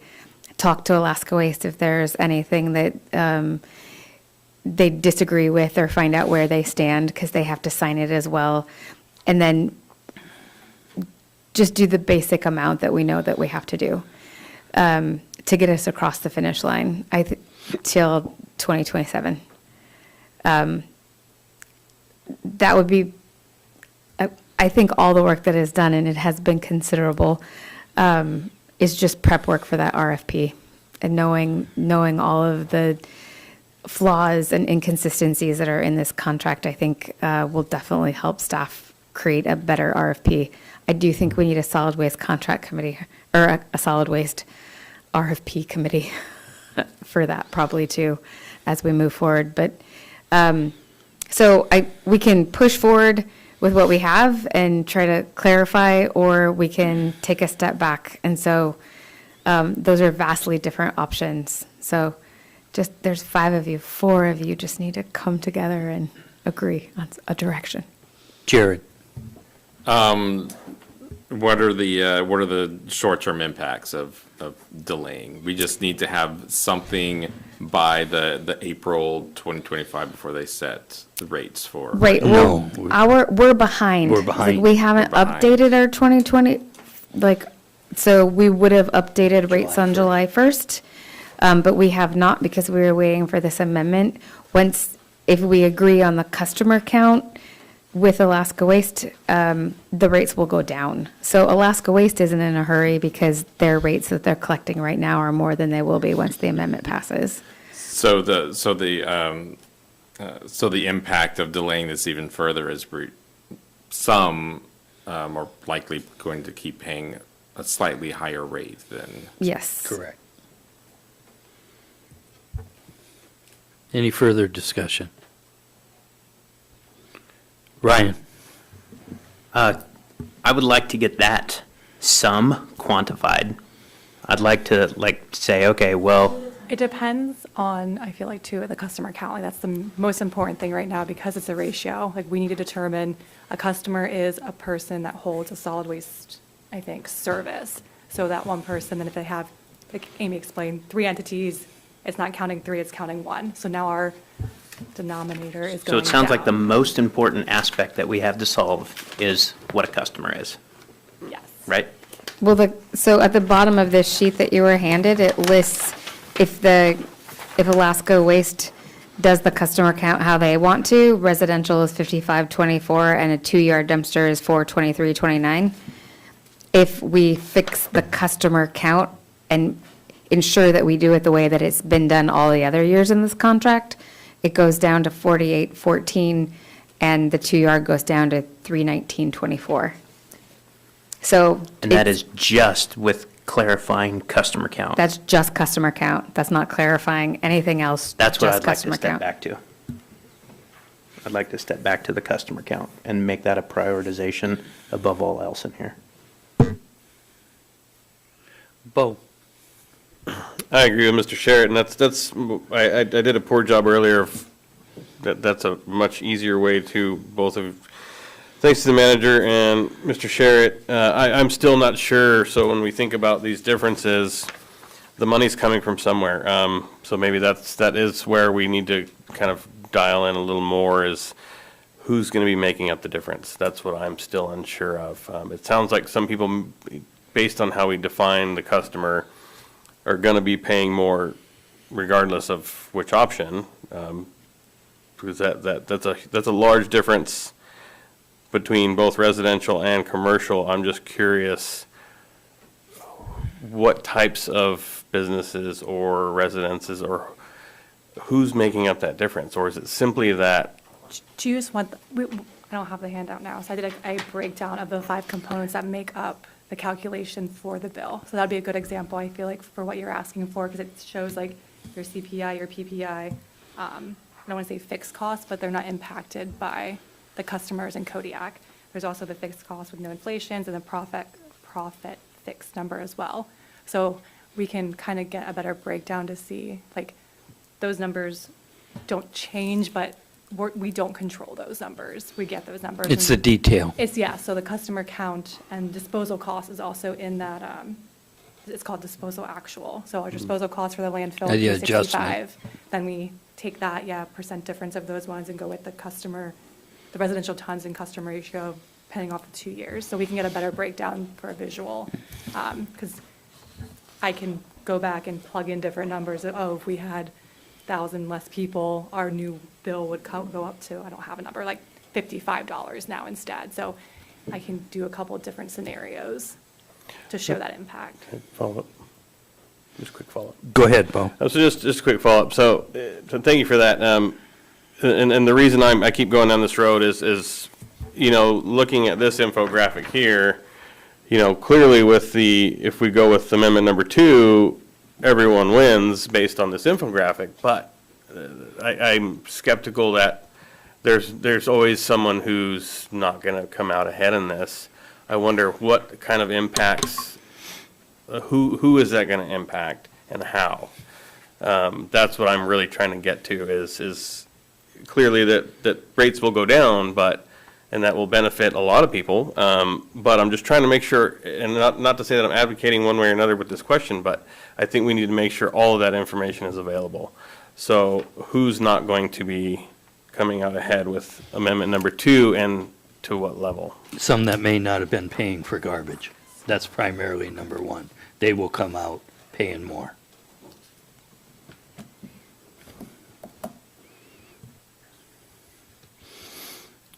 Amy? Me too. 10-minute recess. Go for it, Dr. Smiley.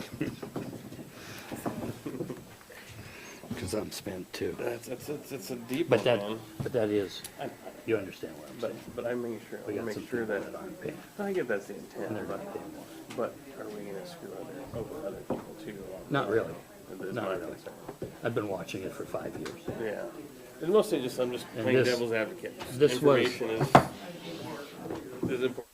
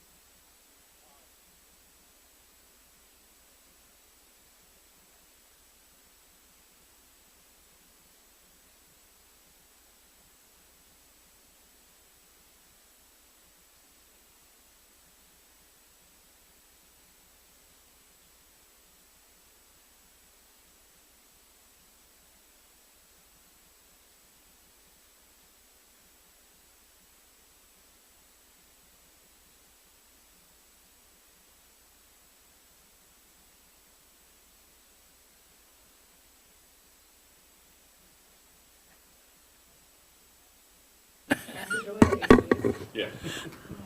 Okay.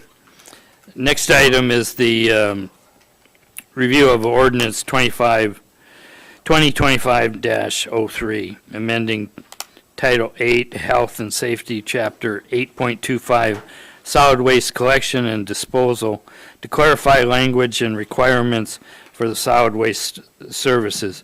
Basically, what we're doing is going to be probably postponing indefinitely and coming back with that. So we're not going to even talk about it tonight. Okay, so then that moves us on to discuss ordinance amending various sections of the Kodiak Island Borough Code Title 17, zoning to include defined intent and development standards for accessory dwelling units. Staff report, Amy? Thank you, Mr. Mayor. The Kodiak Island Borough Planning and Zoning Commission began working on a potential amendment related to accessory dwelling units starting in May of 2023. After many months of reviewing the existing regulations in light of accessory dwelling unit regulation guides from both AARP and the Alaska Municipal League, the commission held its first public hearing on amendments related to accessory dwelling units in February of 2024. The commission held 3 public hearings on the amendments, making multiple revisions to the draft ordinance. It passed on June 18th, 2024, and they recommended that the ordinance come in front of the assembly. We've seen this before in a work session.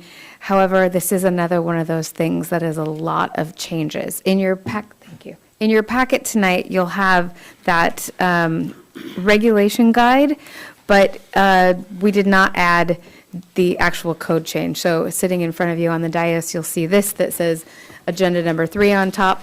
So in order to make this conversation easier, because there are so many changes, we broke up the conversation to happen over 2 work sessions, tonight and the 31st.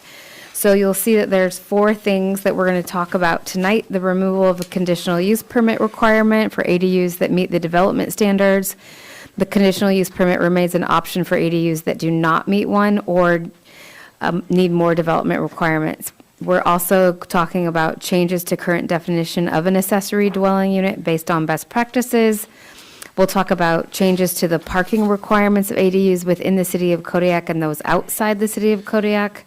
Those proposed changes will require 1 space for ADUs in the city and 2 inside the city limits and 2 outside of the city limits. This was something that the Planning and Zoning Commission talked about quite a bit, and I know Mayor Arndt has a lot of opinions on. And changing the size restriction to go up to 800 square feet for all ADUs, no matter what the zoning district. So that's about half of the issues that we're going to talk about ADUs. I know it's very hard to talk about ADUs without also talking about short-term rentals, but we're trying to focus just on the regulation side of ADUs. And then obviously we need to have more discussions if we're going to try to restrict their use as short-term rentals in the future. But Mr. French is here tonight. He is our ADU master, and he knows a lot more about this and sat through all those planning and zoning meetings. So he's going to guide us through this conversation and answer your questions on those particular areas, hopefully. Thank you, Amy. Chris, why don't you come up? Chris French, Community Development Director. If we, based on the agenda item today, as the manager mentioned, we did have 4 items on here. The first item there, we did have some discussion at previous work session as regarding the removal of the conditional use permit. The conditional use permit is in play in certain zones that require it. For example, the rural residential zone, it requires the CUP no matter whether it's attached or detached ADU. Whereas in the other zones that have the CUP, for example, like in R1, it's required to have the CUP only if it's a detached ADU. If it's attached, it doesn't require the conditional use permit.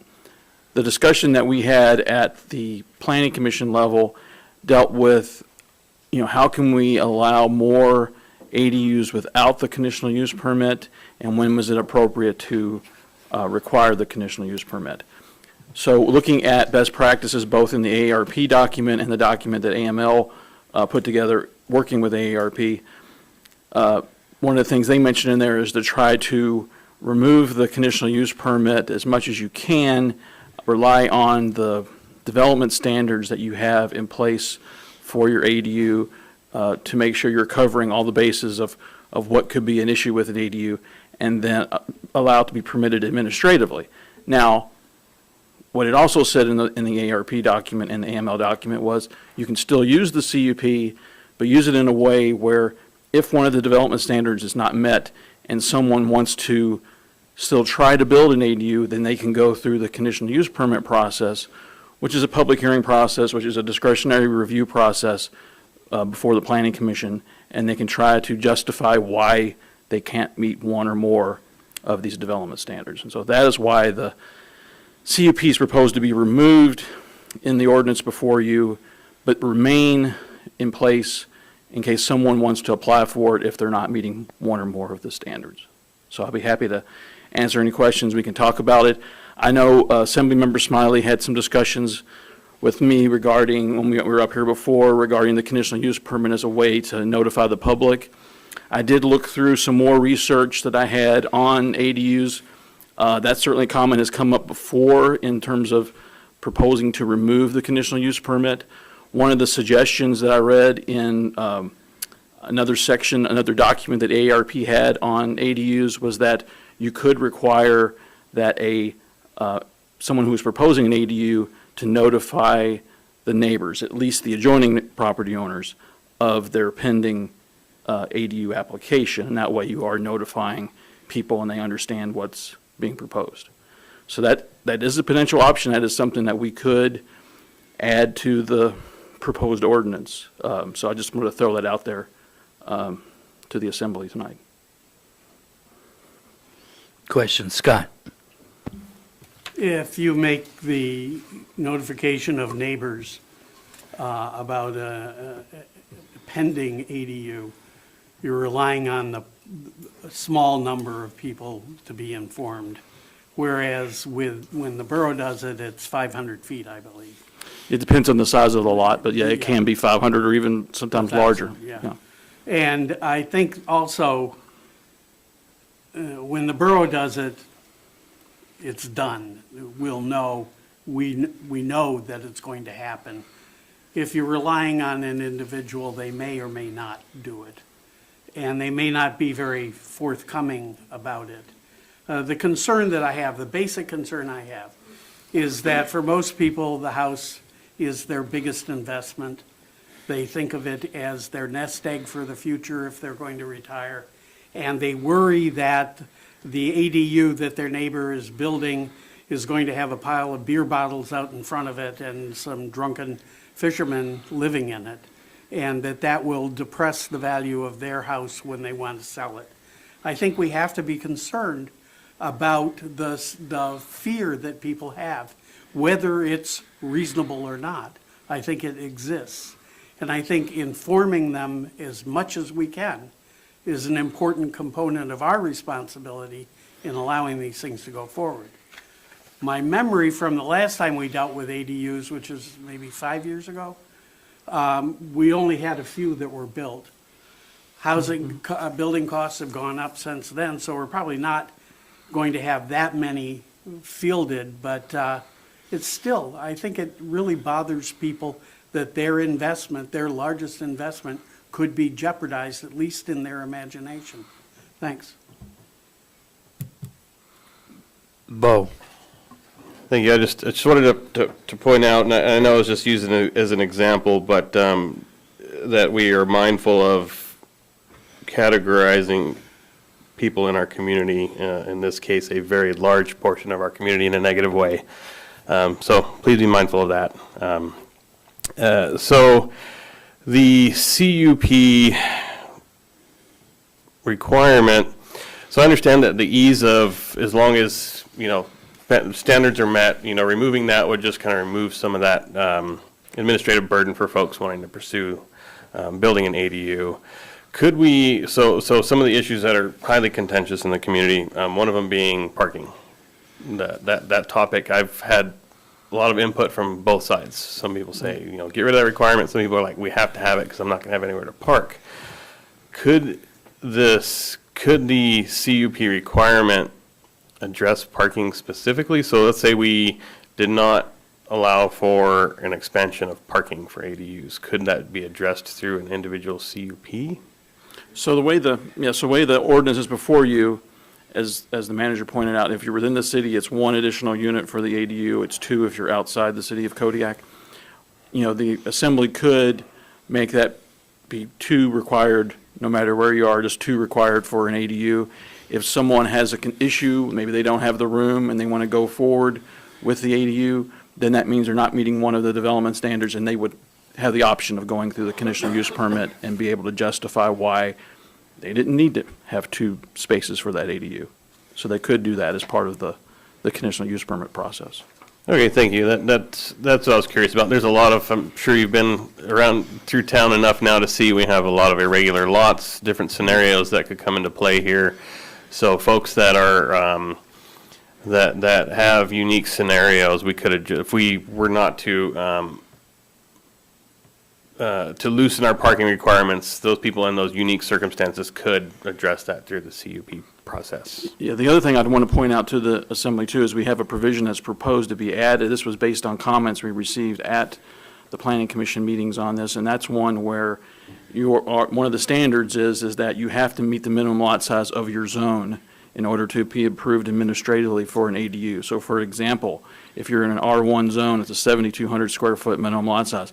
That lot's going to have to be at least 7,200 square feet for you to be able to meet at least that standard to get approved administratively. If you don't, then you do have the option to go through the conditional use permit process. Okay, thank you.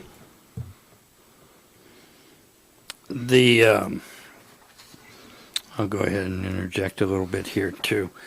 I have a problem with allowing a duplex in R1, single-family residential district, potentially on every lot without anybody going through a rezone. This is a duplex. We've increased the size in here. This is not just a one-bedroom mother-in-law apartment that was allowed in different circumstances with different parking requirements based on size to going to 800 square foot. I know duplexes that the units, each unit is under 800 square feet. And so my problem is we're not having a discussion on zoning. We're doing away with the R1 zoning, as I see this, and that's wrong. There needs to be requirements for it and distinction. And the allowance for one spot, and even two, I have a problem if you're building an 800 square foot additional dwelling unit, because you can go around, we have plenty of problems for parking on the existing lots, and usually I'll say, we'll take the Aleutian Homes area. There is not enough off-street parking, and it creates enough of a nightmare for the city public works when the weather gets bad and the roads are slippery. It's a nightmare. The roads outside of the city limits do not allow parking on the roads, and we're already having problems because we don't have the enforcement mechanism on that, and it's creating problems. To me, one space for a unit, that's not a possibility. There's no way, shape, or form that works. Two, maybe on the smaller ones in that, I can take you to single-family homes with 6 vehicles in there. I can take you to single-family homes with 1 RV, a boat, and 3 vehicles in it. It really depends. Some people are more than willing to take care of the parking, but this requiring only one space, that's not going to fly, and that's something we will talk about with the city of Kodiak on there. Now, the other problem is we had next to no, there was, I think, only, well, we're going to say 4 different people from the public testifying at this on the planning and zoning level, and two of those people are in this room, Seema Garut and myself. So it has not been well advertised at all or attended compared to when we had the discussions in the very beginning. But my problem is we're increasing the square footage in this, and we're reducing the parking, and we're allowing it to happen randomly throughout the R1 district without addressing, do we want to do away with the R1 zoning and go with R2, start with R2? So that's a possibility. So these are some of the issues I have on there. Ryan and then Bo. One of the recommendations in the AK do's and don'ts is municipalities should avoid imposing setback requirements. Can you explain the setback requirements? I know very little about it, other than when I do something wrong, the service district chair puts his nose in my business. So can you go over the setback stuff? So the setbacks change depending on what zone you're in. Now, that particular statement in there is having setbacks just for ADUs. The vast majority of ADU ordinances, the ADU is still subject to the ordinances of the underlying zoning district that they would be placed in. So, and that's what the proposal would be here as well. They still would have to meet the setback requirements of the individual zoning district that you're in. Follow up, Brian?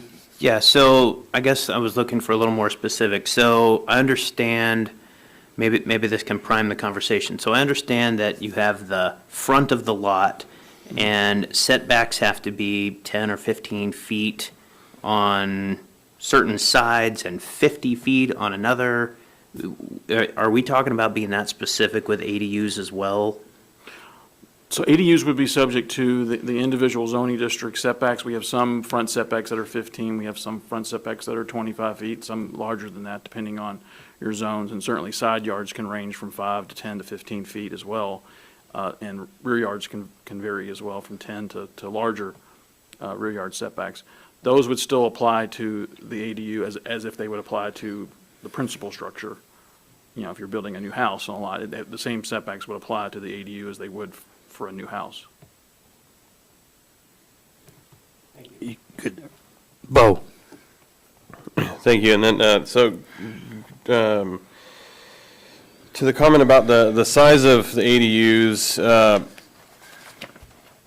my home is not admittedly very much larger than that. So I'm curious, I imagine there's no limitations as far as if we went with 800 square feet, how many bedrooms they could have in there. It could theoretically be a 2-bedroom, 1-bath. Yeah, it doesn't limit the number of bedrooms. I will say, you know, I had some discussion with the commission early on when we were talking about changing the square footage amount. There's various ways you can do that. And if you looked at the ARP document as well as the AML document, it will mention in there different ways to handle the square footage. Some of those can be a percentage as well as a square footage number. Sometimes that percentage might be 30%, 40%, 50%, and then there's also a square footage. Sometimes that additional square footage will say whichever's less or whichever's greater. It depends on, again, it's a policy decision of the community in terms of which way you want it to go. When I talked about this with the Planning Commission, they felt it was simpler just to go with the 800 square feet, and that's what they went with. I'm not saying that's what the Assembly, you know, should do. I think if you all want to revisit that and have us look at it, we certainly can do that. And there's a lot of options there that we can go through. And it can be based on the zoning district, so it doesn't just have to be one size fits all.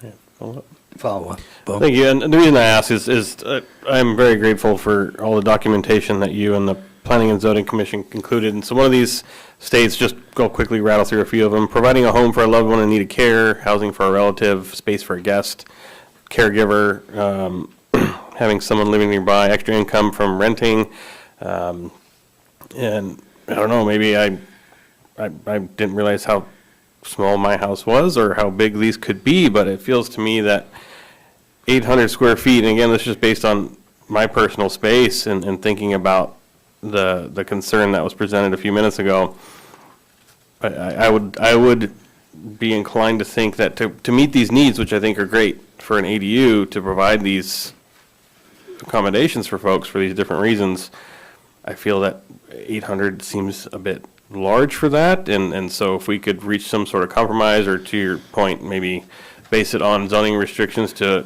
alleviate some concerns between R1 and R2. But I do feel that 800 feet does feel a lot like R2 to me, but that's just because I have a tiny house. But I will say one thing, the percentage does help in some cases, especially if you have, because, I mean, no matter what your zoning is, your lot could be bigger than that. You could have a R1 lot that's, 5 times what the minimum lot size is, and so therefore you could have a much larger home on it. The percentage with the square footage does help in those scenarios where, maybe someone could have an up to 800 square foot or even a 900 square foot if their home is, say, 2,000 or larger in size. So the percentage does help get you some larger ADUs when you have a larger property, a larger existing principal structure. Chris, one of the things that I'm hearing here too, you brought up the percentage. It would help to bring some of that to the assembly because it's not in here. Correct. As to what that possibility is, because the Planning and Zoning Commission had that also. So Correct. I think the assembly needs to see that.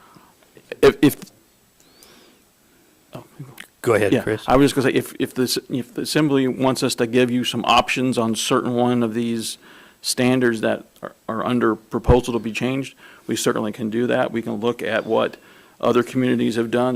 We're not the only community in Alaska that has ADUs. There's plenty of others. So we can look at what other communities have done. We can look at some of the best practice discussion on how you use the percentage with the square footage and bring some options forward. We can do it to the next work session and have those available too. I'm going to give Jared, because he hasn't spoken, then Ryan. Thank you. Have you seen any models that, instead of looking at the square footage of the lot, look instead at the population density of the neighborhood or the community and restricting ADU and even parking spaces, not based on square footage, but based on population density? I haven't seen them that way. The way I've seen primarily ADUs looked at is the square footage of the principal building and comparing it to that. And primarily because when we talk about ADU, it's an accessory dwelling unit. So all these standards that are in place for the ones we have today versus any of the proposals, they're all meant to make that unit accessory to the principal. So it's trying not to make it a duplex situation. It's trying to say, hey, we're going to allow you to have this second unit because it's accessory to the principal unit. And so these standards are in place to make it more accessory. That can be where it's located on the lot. If it's attached, there might be different reasons for how you access it versus if it's detached. All those standards in there are related to making that accessory dwelling unit accessory to the principal structure. Now, I haven't seen any communities look at neighborhood size or even lot size to dictate how big an ADU. It's usually either just a set square footage amount based on, it could be the zoning district that it's in, or it's a combination of that square footage with a percentage. On the primary. Yeah, with the percentage of that principal structure. Can I continue? Go ahead. So I'm kind of interested in looking at this from a density point of view, and if you're not prepared to talk about it, that's fine. But what obstacles or difficulties would you foresee if we decided to look at this from a density perspective and then limiting ADUs based on density? So I think if you're going to look at lot size, then I would look at, and the current regulations do that, because if you look at our current regulations for the size, it's 575 square feet if it's an R1 and R2 district. It is 725 square feet if it's in any of the other districts. So that's kind of starting to get at an idea of, let's look at the lot size. Now, it's looking at the zone and the possible minimum lot size. As I mentioned, you could be R1 and have an acre lot. Mm-hmm. But the minimum lot size on that is 7,200 square feet. So using the zoning, some communities have used the zoning to determine that square footage, but usually it's still in conjunction with that principal structure as well. Okay, not with just raw population density of a. Correct, yeah, certain- I have not seen any used population density. Okay, we'll go to Steve and then Ryan. Steve?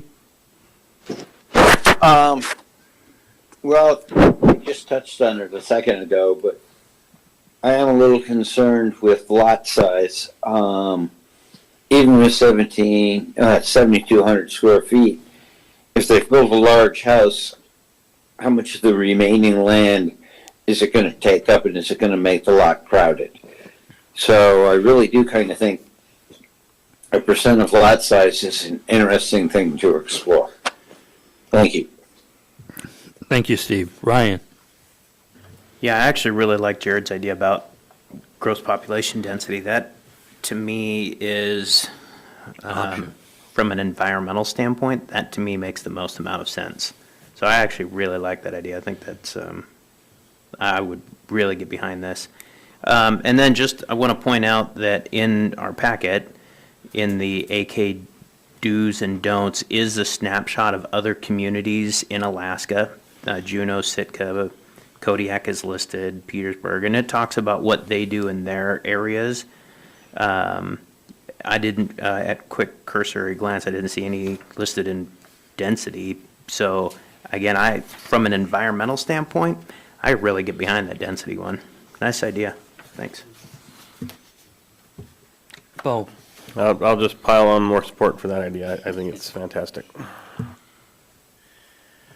Okay. We've covered a bunch of different things, and we've given you some direction, Chris, that we'd like more information on to I can go through bring these other forward. three if you Yeah. want. I mean, the second one under the definition proposal, that's kind of where we started with this, even before I got here. The commission had some concerns over the current definition of accessory dwelling unit, and so we built on that primarily to do a couple of things. One is, instead of having a standard that said you can only have one per lot, we put it in the definition. The reason to put it in the definition is you can't get a variance or a CUP for something that goes against the definition. So if you put that in the definition, it can't be changed. Same thing with defining attached versus detached accessory dwelling unit. You have it in the definition, it's set, it can't be altered in any way. So that's why a lot of the definition is pulling from these other documents that AARP and AML put together and looking at the standard practice for what the accessory dwelling unit definition is. I don't know if there's any questions or concerns on that. Okay.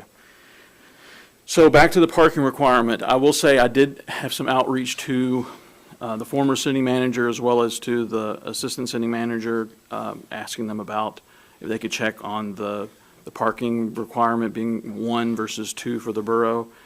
Did not receive any comments back from them on that. If the assembly wants to simplify this and just have it be requiring 2, then, I mean, staff doesn't have an issue with that at all.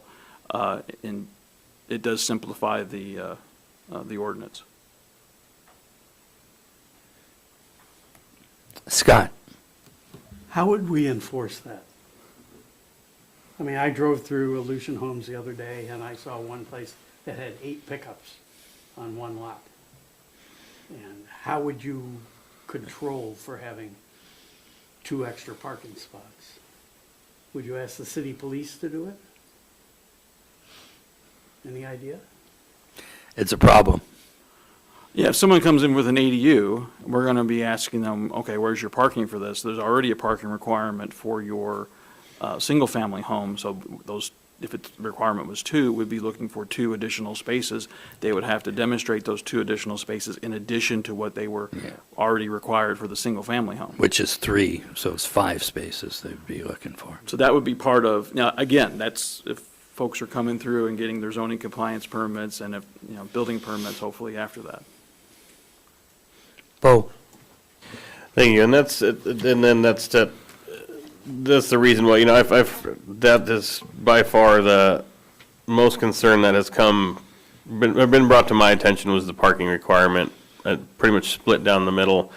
And that's the one topic that has me wanting to hang on to the CUP requirement. I I don't want to burden folks with a lot of administrative functions to get their ADU put together, but, they're permitted, but I do feel that the CUP, and it sounds like, could provide some flexibility if we do have kind of a blanket stance on one of these topics, that the CUP could be the tool for folks to explain maybe a unique scenario on their lot that doesn't really fit the criteria. And so that's why I would support keeping the CUP, and that would be to address the parking issue. If we didn't expand that across the board, folks could still explain and apply using their unique circumstances, and that's just kind of my take on that one. Thank you. Anything else you want to? And then just, we'd already talked about the square footage amount, so I've got some guidance from the assembly on that, so I can provide some options at our next work session on that as well. Thank you. Any further discussion or questions? Amy? Thank you, Mr. Mayor. I just wanted to poll the assembly quick. Do you like, so when we have a big topic like this that has a lot, does this work better for us to break it into bits and direct the converse? Yes, okay, thank you. Yep. Okay, thank you, Chris. Thank you.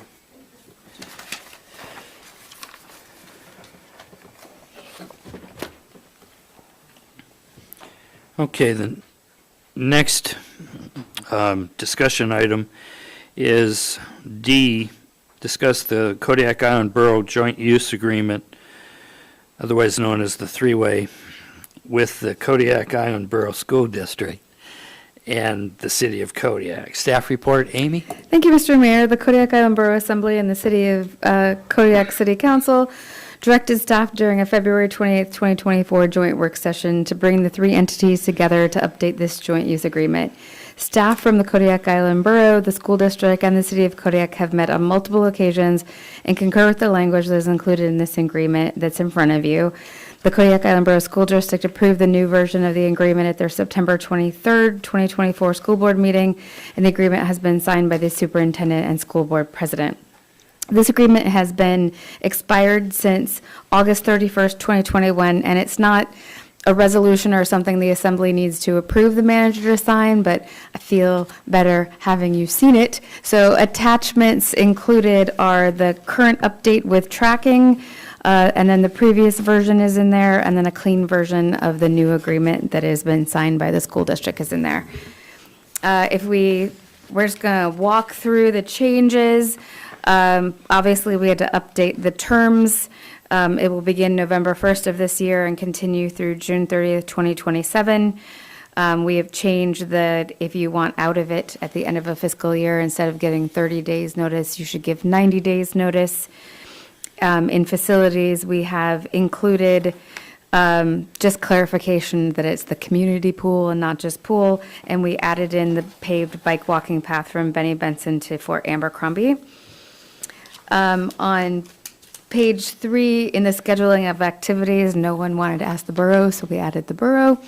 And in the, there's just some little language changes, but the big thing is on page 5, and this is what has held up this contract from 2021, and that's the district obligation around the pool. So I'm in section 8, district obligation, letter B. My tracking didn't work, so I don't know why. So I added it, and it's highlighted right there. You can see it in the old contract. But B used to say, providing all major mechanical work, including the annual pool overhaul. That sentence has held up this contract for 3 years because the school district, I think, is spending more money than they had originally anticipated on keeping the pool up. And so they did not want to sign an agreement that had that in that. So their suggestion was to put in minor mechanical work. The borough obligation language didn't have to change because it's always said that we would provide necessary maintenance in addition to A and B in the section above. So this is where that WTI contract would come in, that we had the quote made and that overhaul that needs to be done. We've also talked with the city manager and the school district about contributing money towards that, but we don't know exactly what plan we're going to use. If you remember that quote that we got, it had 3 different options on the levels that we repaired the pool. But the school district did not want to say that they were going to be the only ones in charge of that annual overhaul. And then, that's really it for changes, except for in the property damage section on page 6, the very last section of the contract, someone suggested that we add in the words involved with sponsored activities hosted in, instead of just saying using the facilities, to limit liability for all the parties involved. And so that is where we are at, and I'm happy to answer any questions if you want to know about the process of how we've gotten here. Okay, Ryan, but first I'd like to ask, where before, like you said in 13B, the district will provide all major mechanical work, including annual pool overhaul. And we're changing, provide minor mechanical work. So where are we saying the 3 parties are going to contribute towards major? It doesn't say all 3 parties will, and we can't, the city has really, the city runs it as far as staffing, but they have no legal reason why they would have to. They just offered to. So I can't put that in a contract because I can't obligate whoever the new manager is or the city council on something that they don't know about yet. But in conversations with both Mike Twangy when he was manager and Josie Banky as acting manager, they both indicated that the city would want to help, but that's not a promise. It's not something that can go in a contract. Okay. Ryan? So I want to address what you just said first, because I want to be very cautious that our terminology is correct. This is an agreement. This is not a contract. So there are very vast differences between a contract and a joint use agreement. And I have to apologize. I actually spent the majority of my time from Tuesday moving forward. I have a complete write-up and overhaul and several pages to go along with this that are sitting in a hotel room in Minnesota. So I want to recreate this. I want to recreate this and give this to you, because I think that this is one of those critical instruments for co-governments to exist. And so I'm not sure if I can get that copy sent back to me, but I'm really sure I can recreate with almost precise recreation if you give me just a day or two. And let me throw those ideas at you. You can take none, all, or some of them. But I think that the criticality of this agreement positions the 3, I'm just going to call it government entities, as kind of a baseline moving forward, not just for a pool, but for buildings. One of the things, I'm going to kind of digress just a little bit. One of the things that I would like to position the borough in an agreement like this is that our facilities, change of responsibility of facilities. I won't digress too far, but and I think this instrument is the foundation for launching future instruments. So I think that we've got to get this one exact, because this is, to my knowledge, kind of the only one that really exists or that we put any faith into. Correct.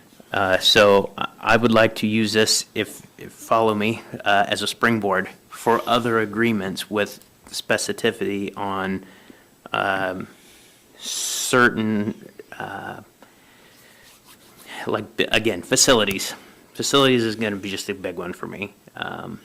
So if you just give me a couple days to recreate it or get that emailed over to me. Absolutely. Thanks. Discussion. Jared? Yeah, I have a couple of things that I think might dovetail a little bit from what Ryan was just talking about. this joint use agreement is, the title does say, right, facilities, but when you look at the vision statement, this is really about recreational facilities, not all of the facilities that we share and use together. Because one reason I bring this up is like the auditorium. You know, the auditorium's not on here, but is definitely shared between just about everybody in the community, but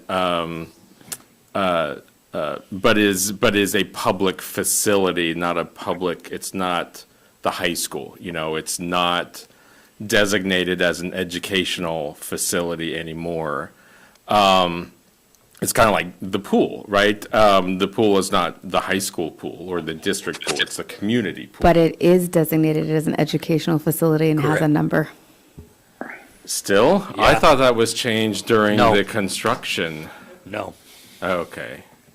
Which is fine. It doesn't really necessarily change my, my point that if, I wonder if what Ryan is talking about, doing a vast overhaul of this relationship that we have through facilities, this one for me is fine if it's designated like recreational facilities, since that's what the vision statement is. And then can we talk about section 13? Okay.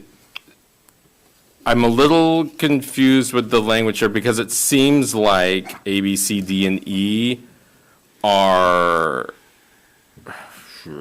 well, maybe not. Some of them apply to the pool and some of them don't. Right?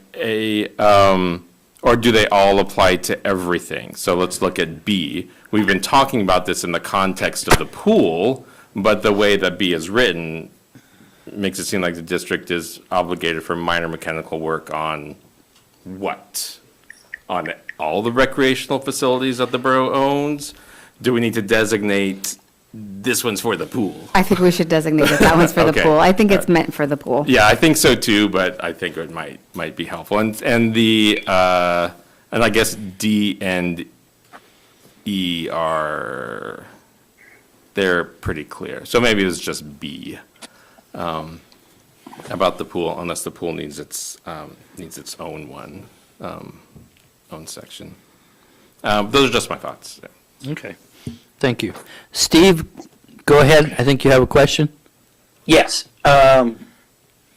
It's kind of a statement more than a question. I think that we need to make sure some terms are clarified. When they say they'll help with major yearly overhaul, I think we should come up with a percentage or something. And then when they say they'll do minor repair, we need to come up with a definition of what that is. Or it becomes very vague and they say it's our job and we say it should be their job. So whether it's a dollar amount or what, but the difference between minor and major should be clarified. Thanks for your time. Thanks, Steve. Any other questions, comments, discussion? Ryan? So if I do get that copy back or recreate it, I've addressed some of those in there. Minor is illustrated in a dollar value and a duration in conjunction with each other. Pools is specified, because I actually read E as provide all custodial services, period. So I think, again, if we're going to go through this, I think we should just take out anything that could be left to interpretation and solidify this agreement. But again, that basis, the springboard, because I don't want to bog this agreement down to Jared's point, this is a recreational agreement. That's why I said I wanted to use this as a springboard for facilities, because I actually didn't view this as a facilities document. But I think that this could lead to that. Thanks. Any other comments or questions on this? Seeing none, Amy, do you have some guidance here? I realize Ryan's saying he'll get you some more information. I shortly. think once we get that extra information, we'll just update and bring it back to the assembly to have them look at it. And then once that is approved by the assembly, it'll have to go back to the school district, and then it'll go probably the city last. So your intent will be to bring that back to the work session on the 31st? I think that work session is very large, and you should move it to the next work session after that. Okay. The 14th? Tentatively, yeah, we can look at that during agenda setting too. But thank you for that comment, Amy, on the crowded. Let's take a 5-minute break and we'll get into the packet review.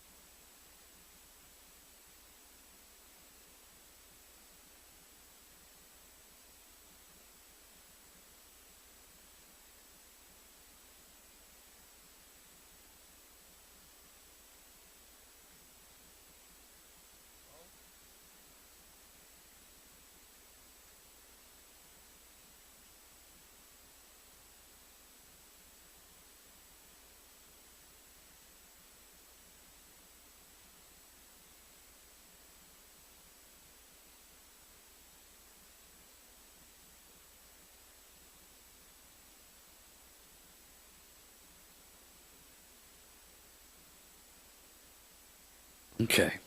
We'll go ahead and reconvene the work session and start with packet review.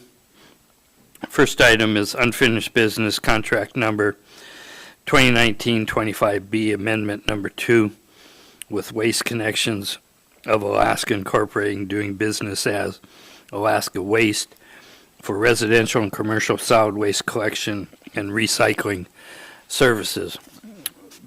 Amy, I'll have you give a staff report.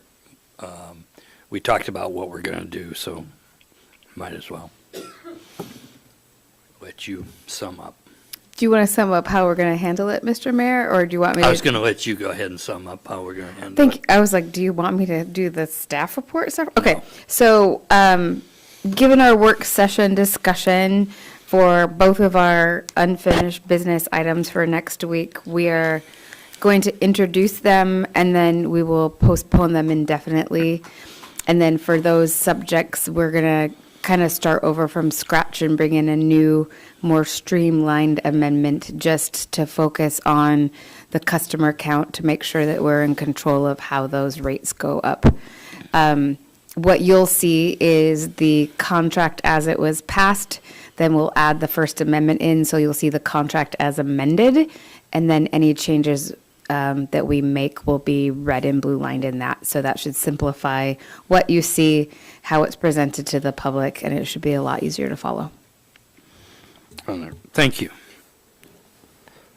Mr. Mayor, Nova. members of the Assembly, procedure-wise, I just want to remind everyone that we do have a motion on the floor. So once you have a little bit of discussion, then you can postpone it indefinitely if that's your desire. And technically, a motion to postpone indefinitely kills the motion. You don't take a stand, whether Either you way. don't, either way, you don't approve it or disapprove it. Thank you. Thank you. Any other questions? We'll move on. Next is the ordinance, which I'll let you sum up on that too, which is ordinance 2025-3. And this has to do with the solid waste collection also, but it's the ordinance part. So this ordinance would have been attached to our contract change so that the same language was used in both the ordinance and the contract. Because we are changing the way that we're going to be handling the amendment, there will be significantly less code changes that will be required. So once that discussion starts, we'll be able to postpone that one indefinitely as well. And then we will bring any new ordinance changes in when we bring the new version of the amendment in. Okay, thank you, Amy. Any further questions or discussion? Seeing none, move on to contracts. Contract number FY 2019-22B, amendment number 2 to contract for professional legal services with Keene and Carell PPC. Staff report, Amy. Thank you, Mr. Mayor. This action will extend contract number fiscal year 1922 for 1 year, giving time to complete ongoing legal cases as provided for in Section 5B of the contract. Contract number fiscal year 2922 with the firm Keene & Carell PPC, represented primarily by attorney Scott Brent Erickson, for the provision of professional legal services, was entered into on March 20th, 2019, with an initial term of 3 years. The contract was amended to extend the term for 3 years per the contract terms through resolution fiscal year 2213. The extended contract does expire November 9th, 2024. However, we're asking for a 1 year extension to cover the ongoing cases in which Mr. Brant Erickson is best suited to manage for the Kodiak Island Borough. Thank you. Ryan. So without getting into specifics, is 1 year enough to take on the legal endeavors that the Kodiak Island Borough is looking at, or would we be expected to see a 22 Charlie series of this? What's your best guess? I do think that it's going to take 2 years, but because we're at the end of that contract, I didn't want to extend like more than we absolutely had to, because technically we should be going out for an RFP this year. So if we get to a year from now and we still don't have the Supreme Court case that we're currently in wrapped up, then we'll probably end up asking for another year extension. I just wanted to do it 1 year at a time. Continue, Ryan. So my follow-on question is there anything in the code or best practices that prevents us from issuing an RFP now while still maintaining having an attorney dealing with our current caseload? What's the transition look like? I don't know, I've never Flexible. transitioned. We can determine what that looks like. Scott? Well, I was here when we changed attorneys, and there were a number, we sent out an RFP, and there were a number of responses to that, and it took a while to do. And we settled on Mr. Erickson, and he's a lot better than the last one, so. Ryan, continue. Thank you. And realizing that this is an extension, FY 2019-22, I would love to see an RFP process get started for re-procurement of professional legal services. There would be nothing that would exempt the current one from bidding on that one as well. However, I think in the sense of fair market and professional procurement practices, I think that it would be most advantageous for us to start that process as well. Scott? I wonder if that might hinder the effectiveness of the attorney in this lawsuit that we're engaged in, which I think is a crucially important one. I'd rather have him think that we're really behind him at this point. Thank you. Raises a question. I think we can do both. I think staff would basically look at the contract we have and potentially any modifications that need to be done to the contract, and then bring it back to us for our input, and then go, what are you looking at? Oh, well, he's going to wait on there. So I would see, this is going to take a little time to go through, but I'm not opposed to seeing us look at that. So let's follow up and see what you think, Amy, here on it. But Steve, I'll let you go ahead. Steve, can you hear me?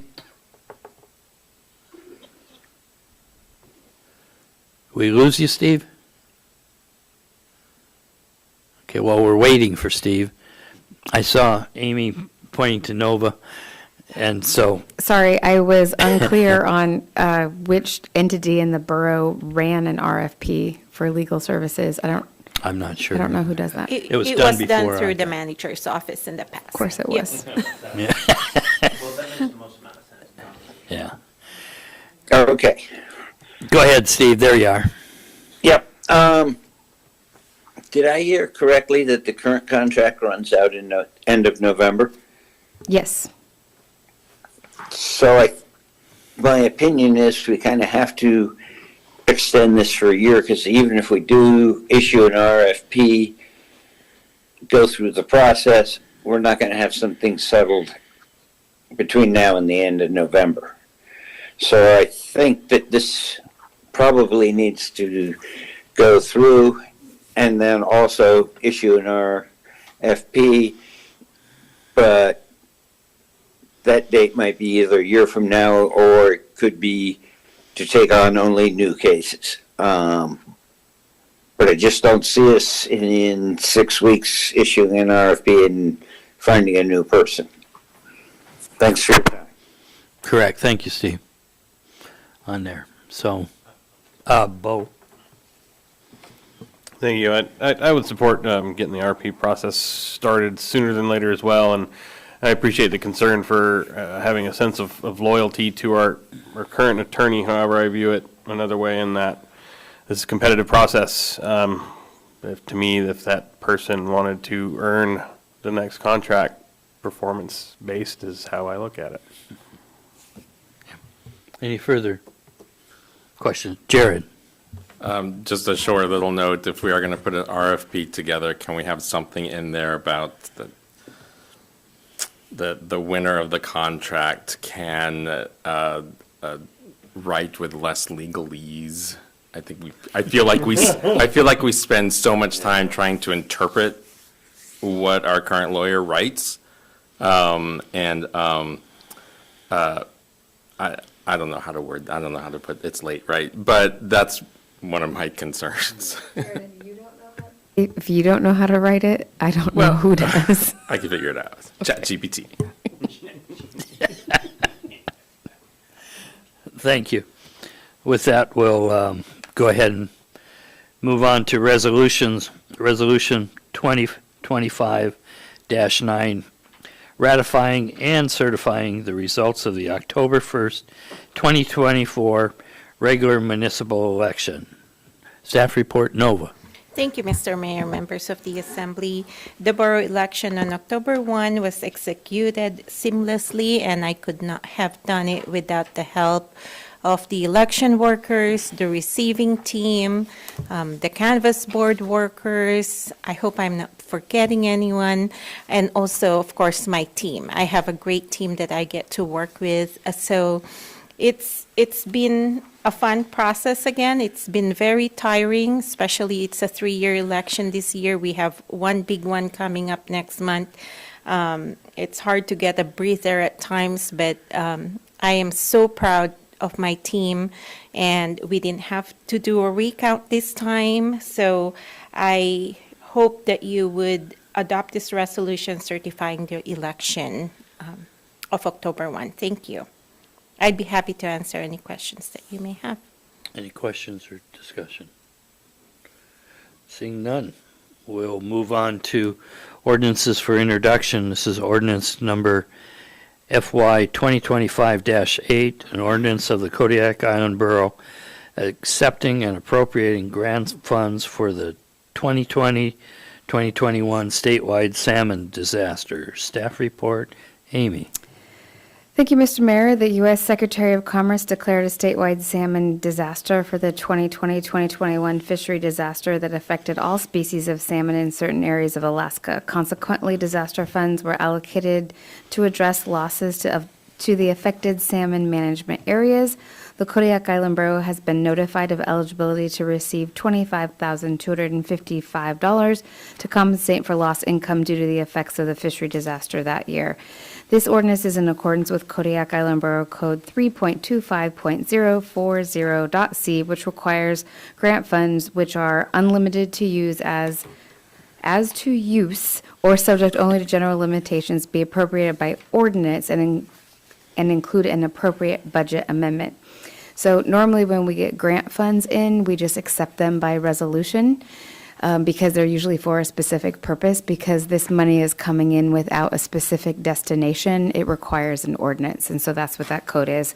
So you'll see in the introduction to ordinance that unless we name it going somewhere else, that money will just go into the general fund. Okay, we have Ryan and then we have Bo. So that is essentially my question is, we're going to accept this money, and I'm behind accepting it, but I think that it needs to have a destination. I don't think that we need to add $25,255 into the general fund and just have it sit there. So I would like to see it utilized somehow back into the salmon disaster. I'm not familiar with how the fisheries was compensated. I don't know if this is a replacement for lost tax revenue, but I feel like I need to better understand this, and I would like to see if it's a grant, I'd like to see that it go back out for something. Thanks. Bo and then Scott. Thank you. So and Amy, at any point, correct me if I'm wrong, but our portion of it for the borough is to recover lost tax revenue. But I'm with you in those. We've had some preliminary discussions on how to approach these funds as they come in. This won't be the last one. We'll have some crab funds coming at some point as well. And my initial thoughts on it, which will be up to the wishes of the assembly, would be to add these funds to, I don't know where you exactly placed. I believe it was 20,000 for fishery support.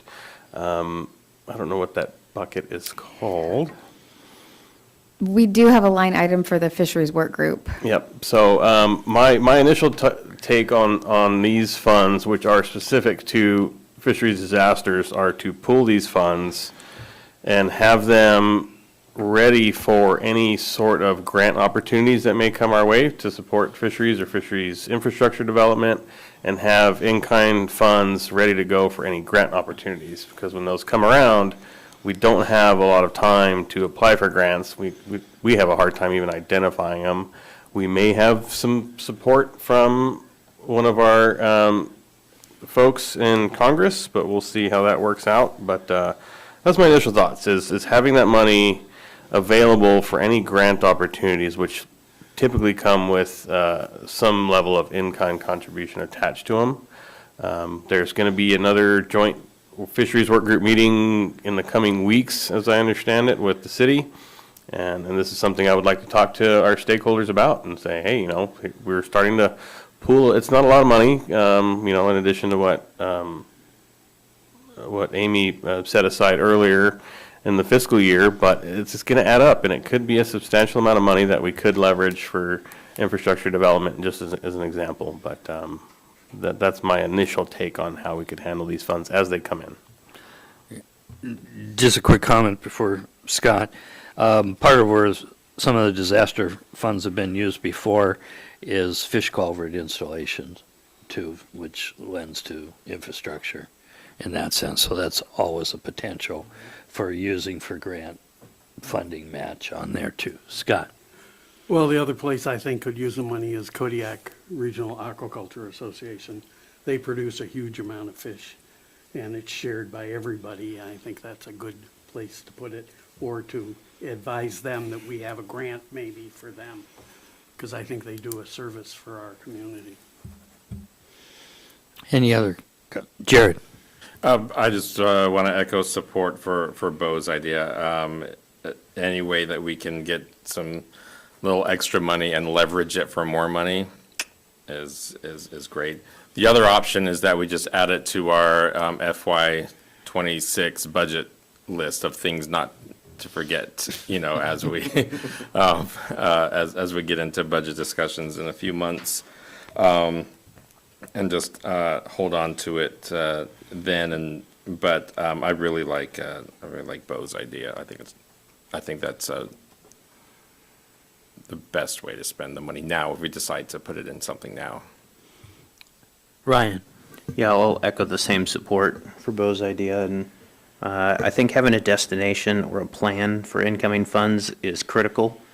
And again, avoidance into the general fund, in my opinion, I think is another critical component of incoming unanticipated funds. Thanks.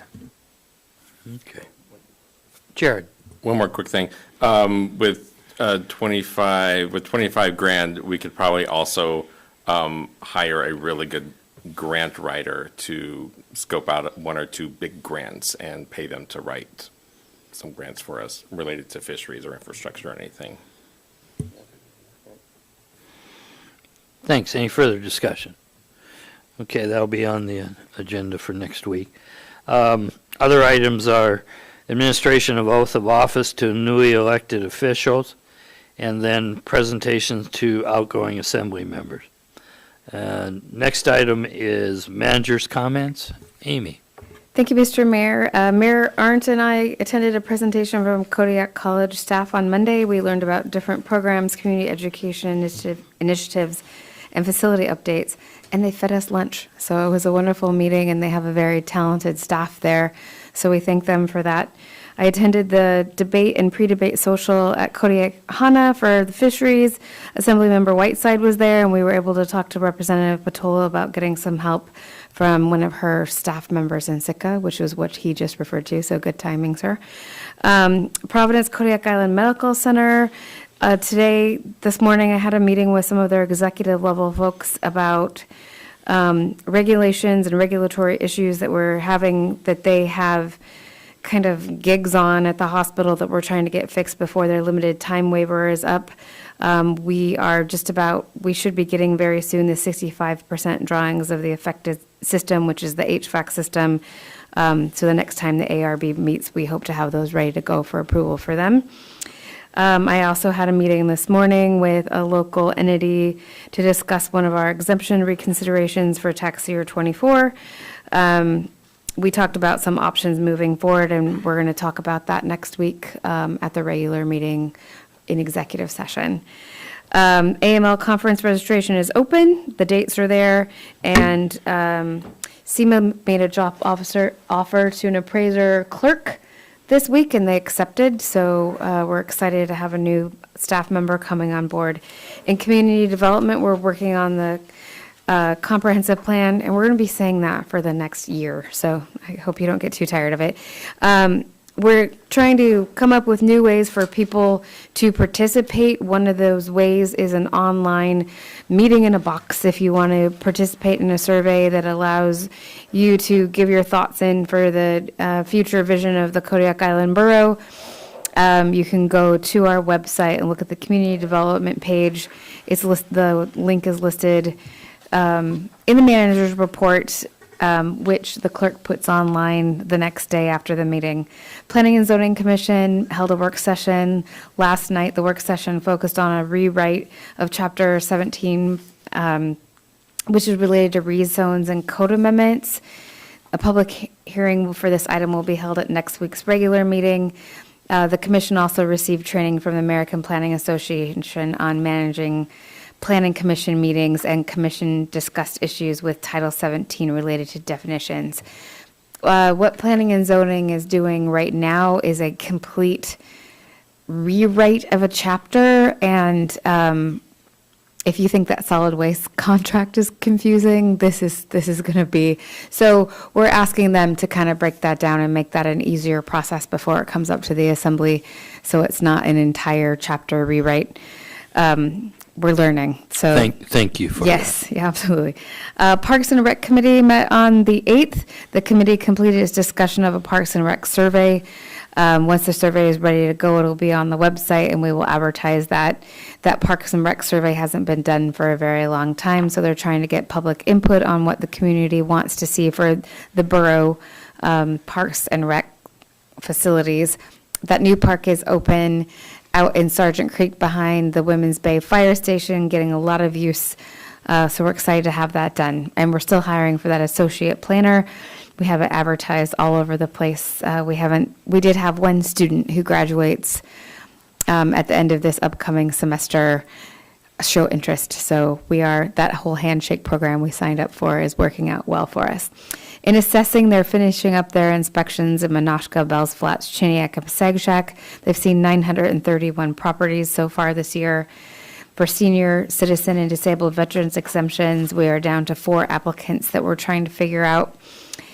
The assessor will be traveling to the villages. Her travel schedule is listed there. If you're interested in coming along, please let SEMA know. For exemptions, one new exemption application was processed and sent out today. They'll have 30 days to appeal if they don't agree. We do have one applicant in the middle of a reconsideration that they have until the 24th to respond. And then on the 12th, our final reconsideration, they have the choice to either ask the assembly. If they don't agree, they have the chance to ask the assembly to act as the Board of Equalization or take it to Superior Court. And that's this weekend. So I think that's who I met with today. We should hear a decision from them tomorrow. In engineering facilities, we're still working on that lift station due to concerns regarding hazardous materials such as asbestos. We conducted sampling in the area. Thanks to MWFF for coming out. They also encapsulated the crawl space adjacent to the sewage lift station yesterday. And that makes everyone feel a lot better about being down in that space, because as soon as you get there, there's asbestos stickers everywhere. We're working with our architect and engineering firms to resize the pumps. The original pumps in these buildings were for when it was a dormitory. So on the borough side of the building, that was the girls' wing. The city side of the building, that was the boys' wing. And so our conference room on that first floor had 6 toilets and 4 showers in that space. And so, and people living here. And so the pumps that are in there are not what we need today. So we have found smaller pumps. We are working with local contractors to confirm their suitability for installation, which was done today. And once those pumps are verified by the contractors and the building code official, we're going to order them and schedule them for replacement. We don't have any changes in the boiler installation project. I couldn't get them to help me at my house either, so we'll, at KFRC, we have our fall carpet cleaning this weekend. We made great progress. Thank you to Assemblymember Ames for putting off his trip to Old Harbor for one day. He came in and helped us with the electrical issues that we were having. We have new bases, pipe guides and pumps are all installed. They are operating, but only if we do it manually. So we're trying to figure out what the control issue is or if it's a possible float issue. We had problems with the seawater pump number 4, so we had a representative come to the site and teach staff how to install a new motor. Those are the pumps that provide the seawater for the labs for our tenants. And we sourced radon tests and we installed them around the lower level of the KFRC. These tests will be collected in a few weeks and shipped back to the lab to see if we have any issues in that building. At the landfill, the Baylor Building concrete floor contract schedules are set. We had some problems acquiring the fly ash mix, but it has been found.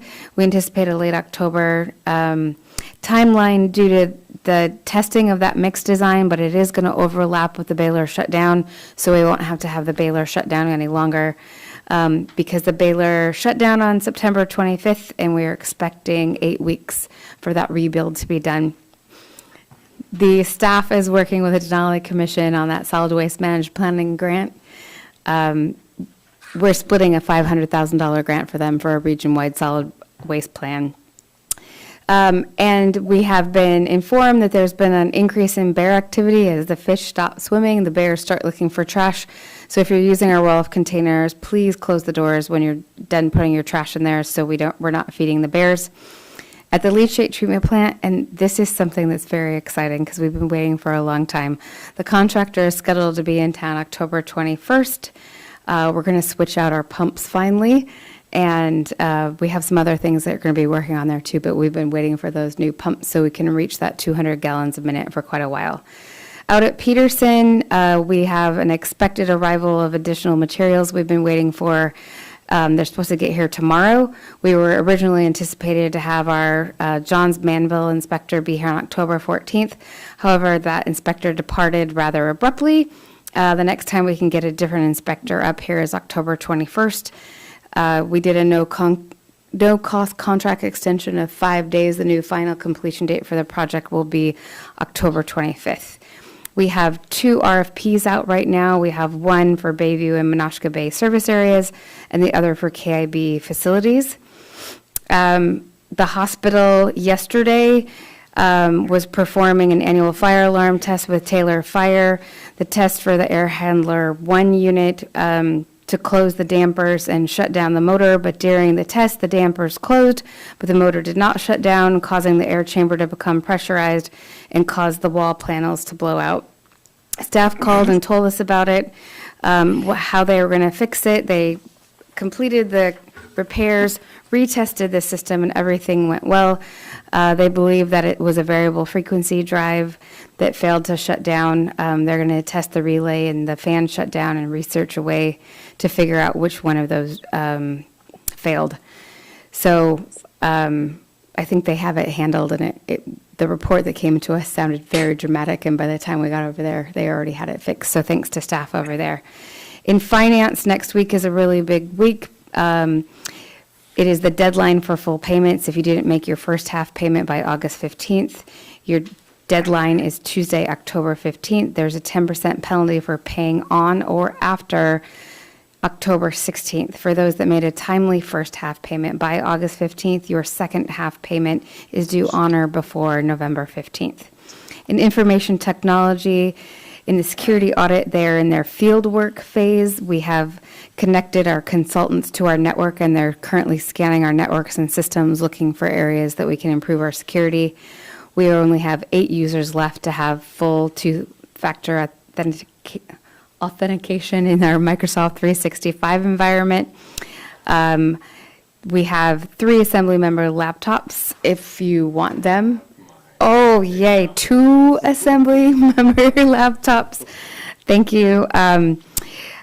IT has been working with engineering facilities at the leachate treatment plant to upgrade their PC equipment. They've also been walking around putting asset tags on all of our IT assets because that's something that hasn't been done in quite a while. And they're doing a lot of software work inside of our Laserfish program. And our GIS analyst has moved on to the next village. They're working with assessing on verifying addresses in Carluck. That's something that doesn't get done very often, so we're going village by village to verify addresses. And then I added our 2021, you can't see it, but you'll see it next week, salmon disaster funds to our reminders for budget discussions if we don't do an amendment before then. I'm happy to answer any questions. Thank you, Amy. Questions, Ryan? So the snow removal and ice control for Menashka, Bayview and Menashka, as well as the facilities, were those put out to solicitation with the understanding that prevailing wages was going to be paid? Yes. Okay, so definitely still looking for that legal opinion from Scott Brandt Erickson that is in direct conflict with now 3 administrative law judges. The next thing is you'd mentioned radon tests were being taken at the KFRC building for weeks. I just want to make sure that that those are being ran accordingly. A radon test is only to be ran for a 24-hour period. They're a puck, and then the turn on them is only 3 or 4 days. So I just want to make sure that. I'll have to follow up on that. I'm not sure when those were. Okay, and then the last thing, the last time we discussed, and it's not on your update, but I just want to make sure that we close the loop. The last time we discussed the mental health buildings, I felt that there might not have been explicit direction to winterize those buildings. And so I want to make sure that the buildings are indeed on schedule to be winterized. I think that they are already winterized, but I will follow up on that. Thanks. That's all I had. Thanks. Anyone else have any questions on there? Seeing none, we'll move on to clerk's comments. Nova? Yes, thank you, Mr. Mayor, members of the Assembly. So once you certify the election next week, we have 10 days for that's the election contest period. So we can really say that we're over with the local election on October 28th. My office. We can then breathe a sigh of relief on October 28th. So after each election, we have pages and pages of things to do. Maybe ordering new business cards, following up on APOC forms for those who are exiting from their offices, and just tons of follow-up things to do, updating our initiative and referendum, updating our website, rosters, thank you letters to those who have served and not re-elected, and things like that. So after the election contest period, we also send all our election materials to the state so that they can update their voter registry. For those who have voted question ballots, their voter information will also be updated.